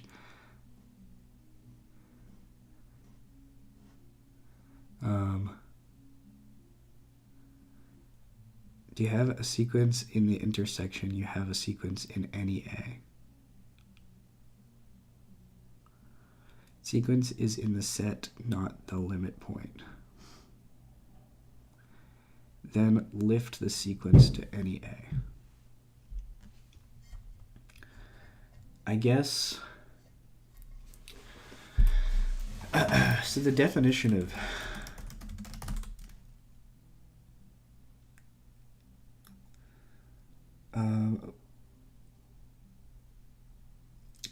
it's a limit point if some sequence contained in A satisfying A of n does not equal X.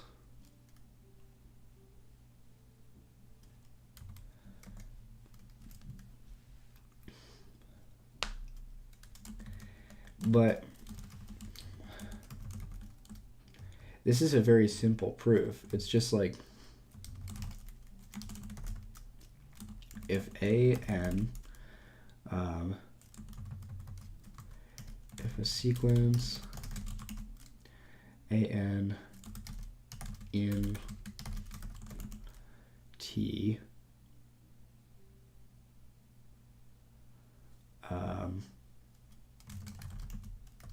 converges to X, an in A by definition, and so every set, or this A contains A of n, which converges to X.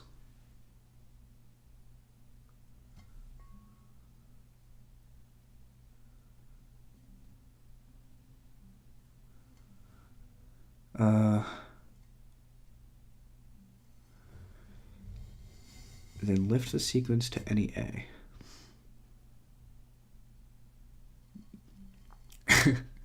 Seems like there might be a hope of me getting a job after all. Wait, but Johnny, how do you know that those aren't like actually legit methods? Maybe they're just beyond you.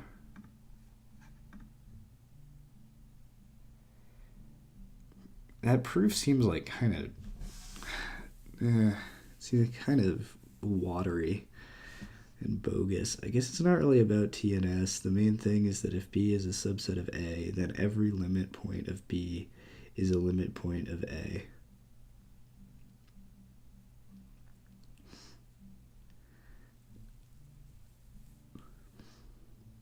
Because every sequence in B is a sequence in A.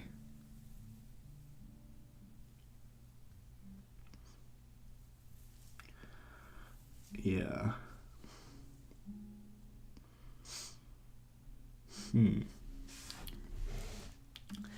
Seems a little goofy, but win some, lose some, I guess.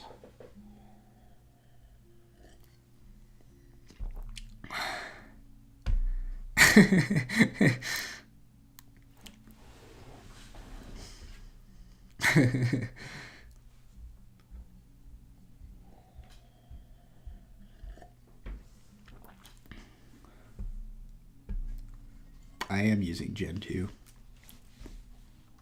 This is Gen 2 Linux.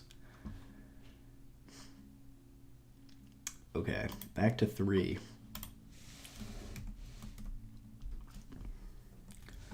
Lost my train of thought on 3.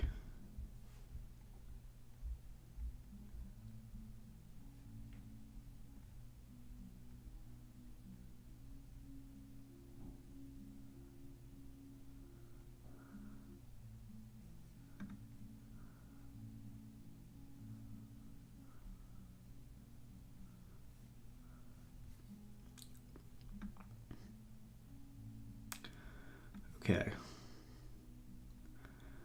Problem 3. Let's try to zoom it, but yeah, no, I'm trolling you. This is Mac OS. Check out the Apple logo.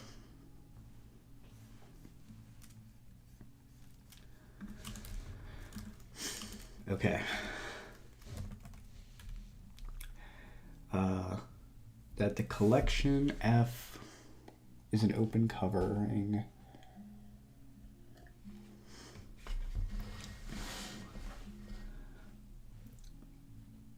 How do you prove that something's an open covering?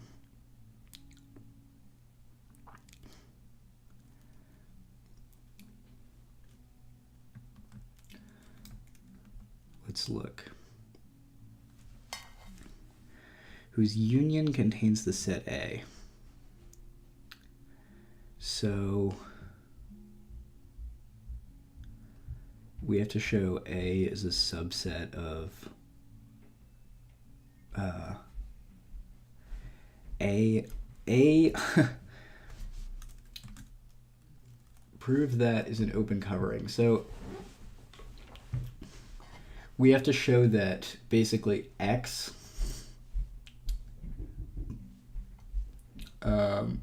an element of 0, 1 is contained within the union of those sets.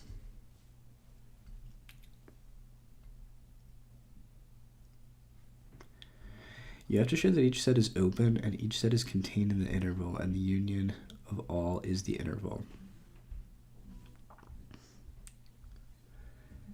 Is an open covering. Oh, okay. I guess I missed the open step of that, but other than that, all you have to do is just show that each set is contained in the interval.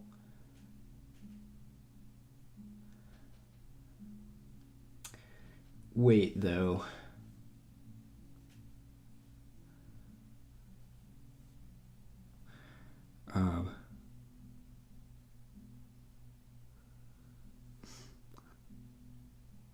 N equals 1 not included. Yeah, the only interesting part is that the interval is contained in the union. The interval is contained in the union.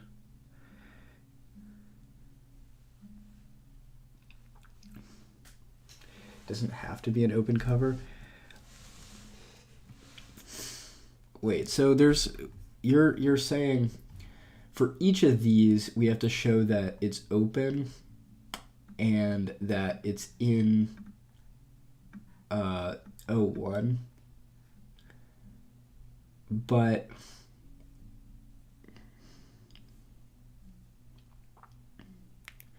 so you can have open covers for non-open sets.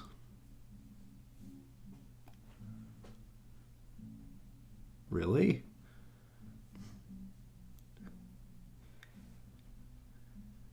Can you?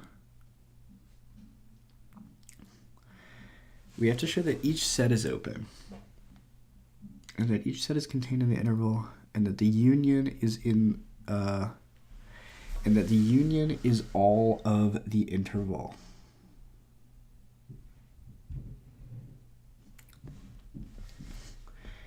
Based on this definition, though, don't you have to show that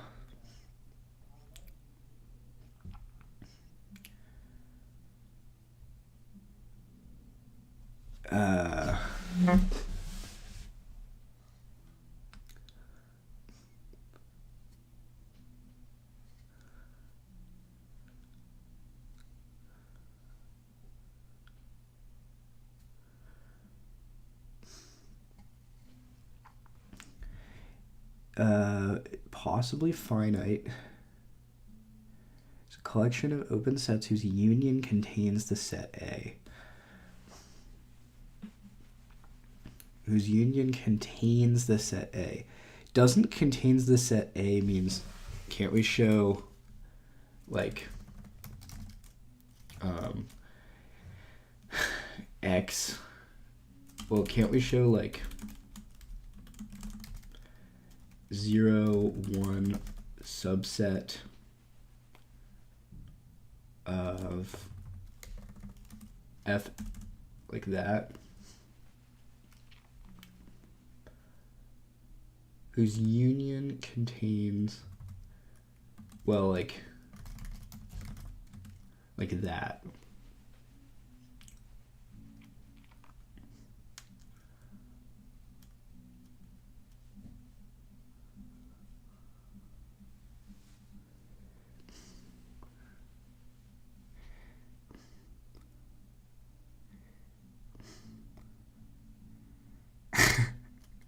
But what course is this? What topic is this? What course is this? You would think people would read the title of the stream, or look at the thing that says analysis at the bottom, or scroll up in chat for 3 seconds.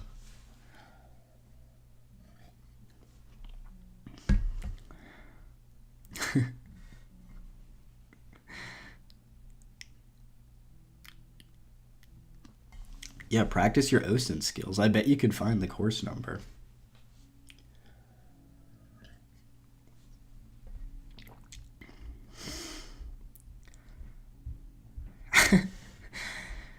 Yala Mom's J is traumatized by this course.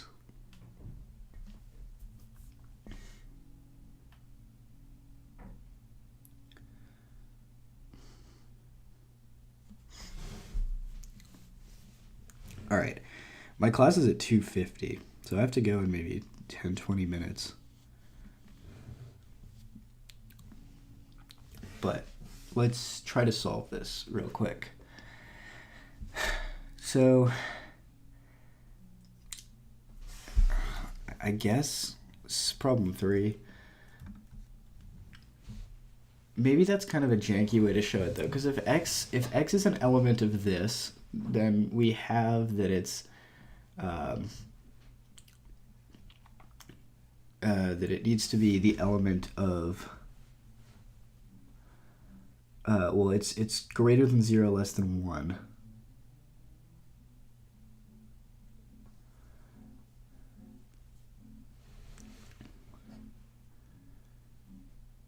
Greater than 0, less than 1.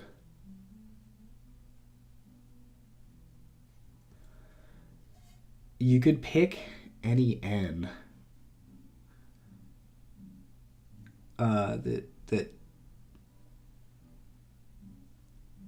satisfies that.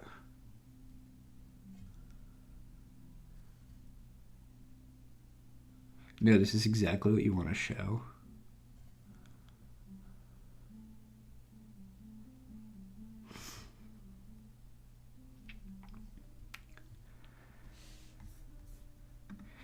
This is exactly what you want to show.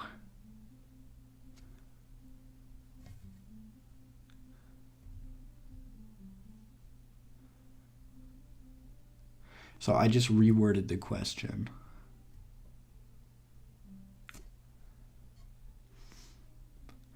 You have to show that each set is open, that each set is contained in the interval, and that the union is all of the interval. The union is all of the interval.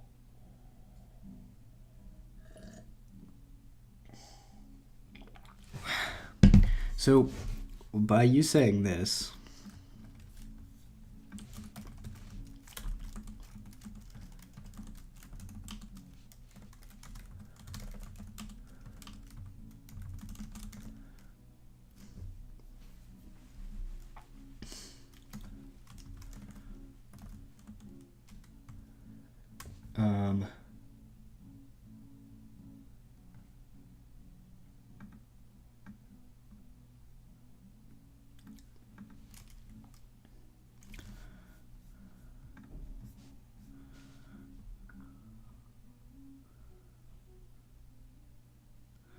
you can try to draw these sets in F and maybe you see why the union should be in the interval.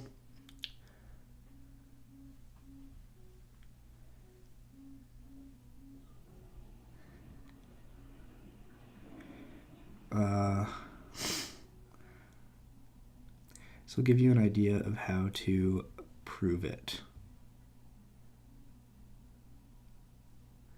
Look at the indices of the form 2 to the n. Oh, wait. My brain is a little fried. So each set is open.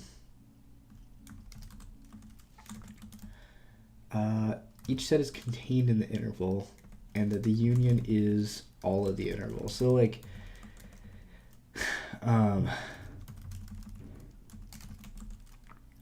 you want to show that. So that's going to be like a subset of each other part of the proof. You want to show that each set is open, that each set is contained in the interval.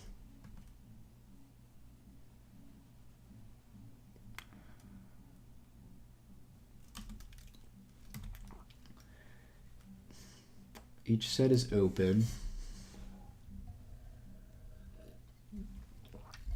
Each set is contained in the interval.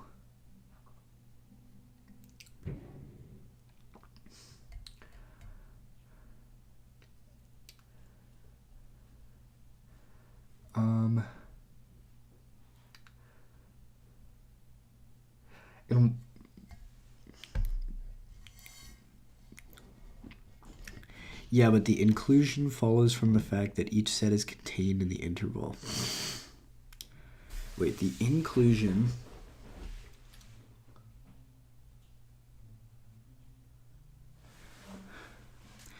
But the inclusion follows from the fact that each set is contained in the interval.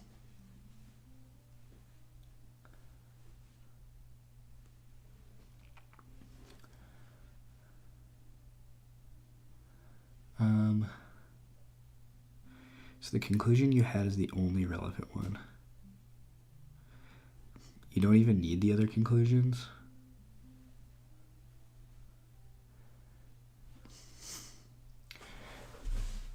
So what, you're saying you only need to show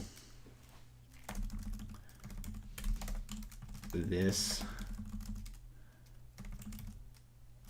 Is there a backwards? No. This and this?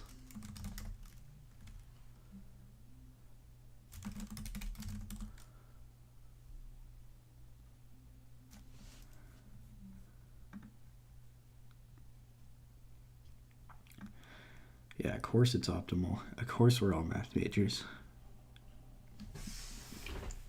I love when someone who hasn't been talking in a while just shows up and drops some advice. Can't we show each element of each set is in F, is in O1, and then each element of O1? Yeah, that's just what I wrote out, I guess. This is like dividing for two intervals. Like 1/2, 1, and when it's 4, it's like 1/4, 1/2. Then at 8, it's 1/8, 1/4. There's like dividing for two intervals. And you said look at the indices of the form 2 to the n.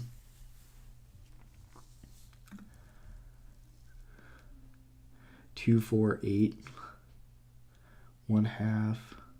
Oh, 1/2, 1,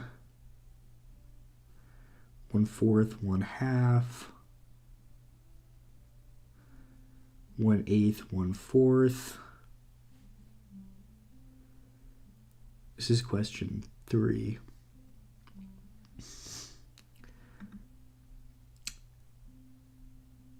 Oh, yeah, I mean, so...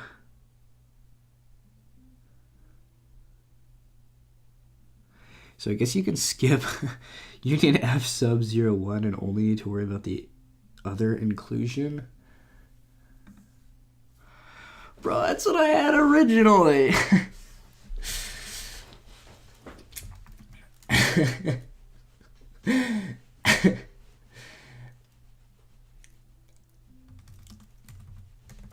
Well, I don't know what I'm doing.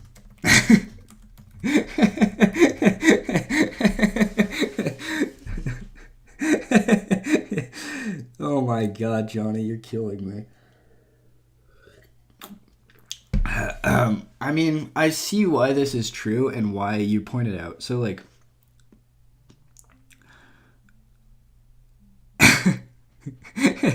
no, it's fine, it's fine. You're probably you'd probably get a better grade in this class than I would, so I won't throw shade.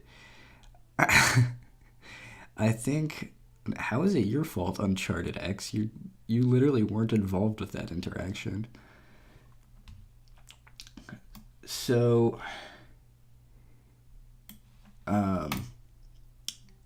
yeah, I see. If you look at the powers of 2, or like of 2 to the n, 1 over 2 to the n converges to 0. And we have like at a very basic, unrigorous, janky level, I see that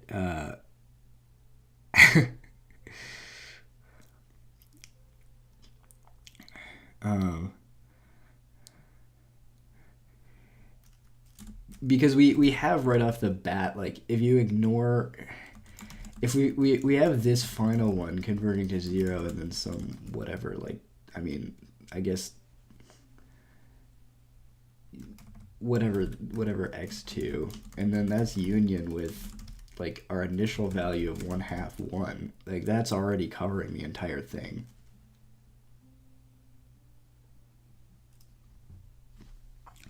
In this situation, instead of apologizing, it's funnier to stick with yeah, it's all good.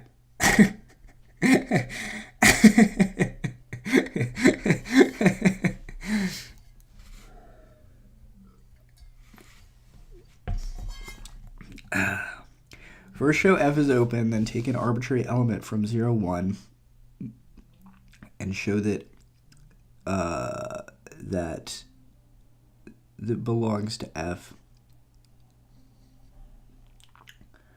Wait, isn't that literally... Oh, yeah, we do need the open component. Is an open covering. Do we need the open component?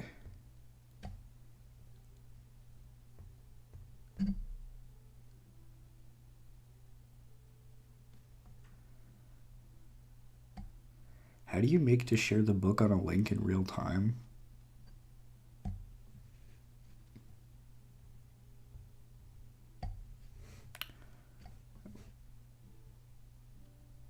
Oh, that would be cool.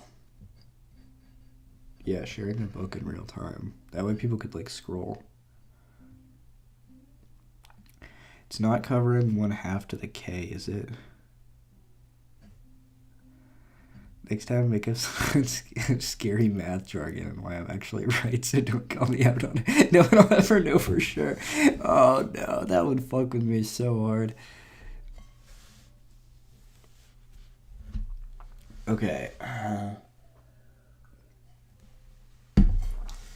I basically have to go to class now. I guess